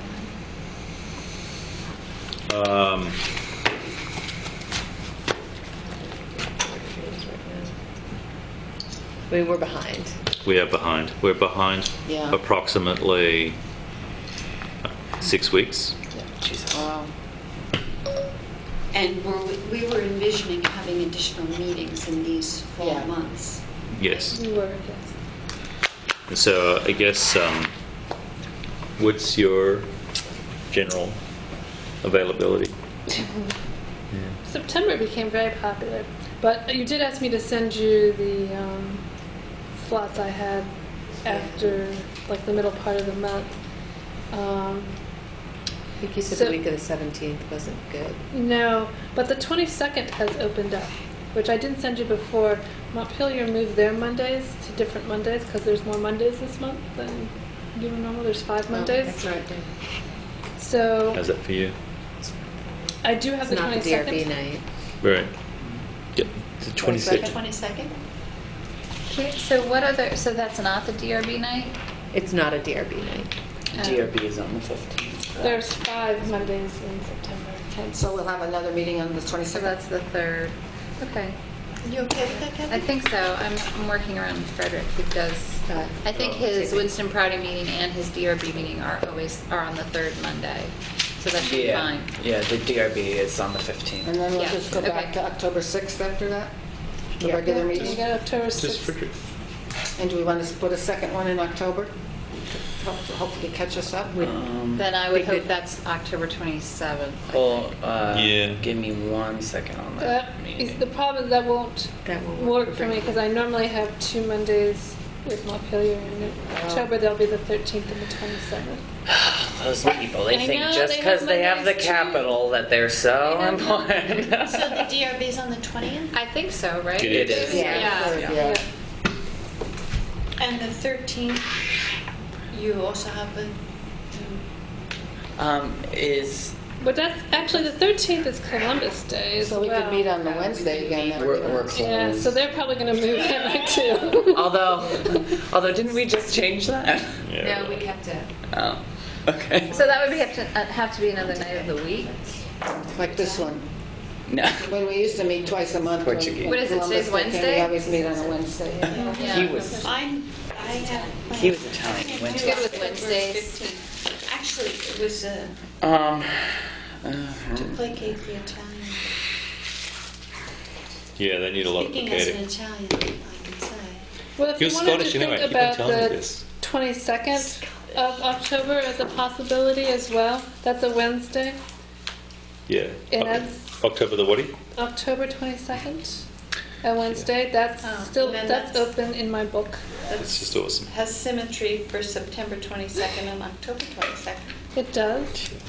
We could, we don't necessarily need to 100% book that one tonight, but I Right. can pencil you in so I don't book anything else there until I can book Yeah. you guys. If you guys, I know that you all seemed prepared and have read through this stuff, and now we've been through one of them. I would also suggest that when you get a chance, either give me a call and we can walk through, and I can start making notes on these other sections that we'll discuss, so that I can, maybe we can that's a good synthesize it Yeah, for maybe Brandy, yes. and Around then a it little can, faster. we can move it a little faster too. Yeah, So, I think that would be not That's a that we'll great cut idea. off conversation, but Yeah, I just want to put forward too that I will be unable to attend any additional meetings in November or December. It's retail to make your holidays so lovely. I will have no life in November or December. Very nice.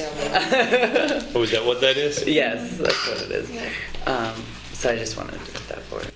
This is great. So I can leave these with you guys too if you want. This way, if you That would do be want to great come in if you wanna and stop look at the in. edges or see, I did basically the eastern side of town at this scale and out towards the village center and rural business. So you've got several versions of this. I didn't do all the rural area at that scale, great. but And is this, what you were using was a Google? Google Earth, it's free. Right, and then And then you drop the KML, right? Yeah. It's you just drop it in there. it should open up. Either you should be able to open it or just double click it once you've installed Google And have Earth. you sent that to us, the KML? I sent you the KML, but I can resend. But you have to download. You have to have Earth. Google Earth on your computer. But it's a free download. Yep, it takes a Okay. little while. That's, yeah. You can't do it in Google Maps though. Right. Too many files. Would you like, who else would like the KML files? I think you sent I did them send it. to all of us. I have it, Yeah, but I can.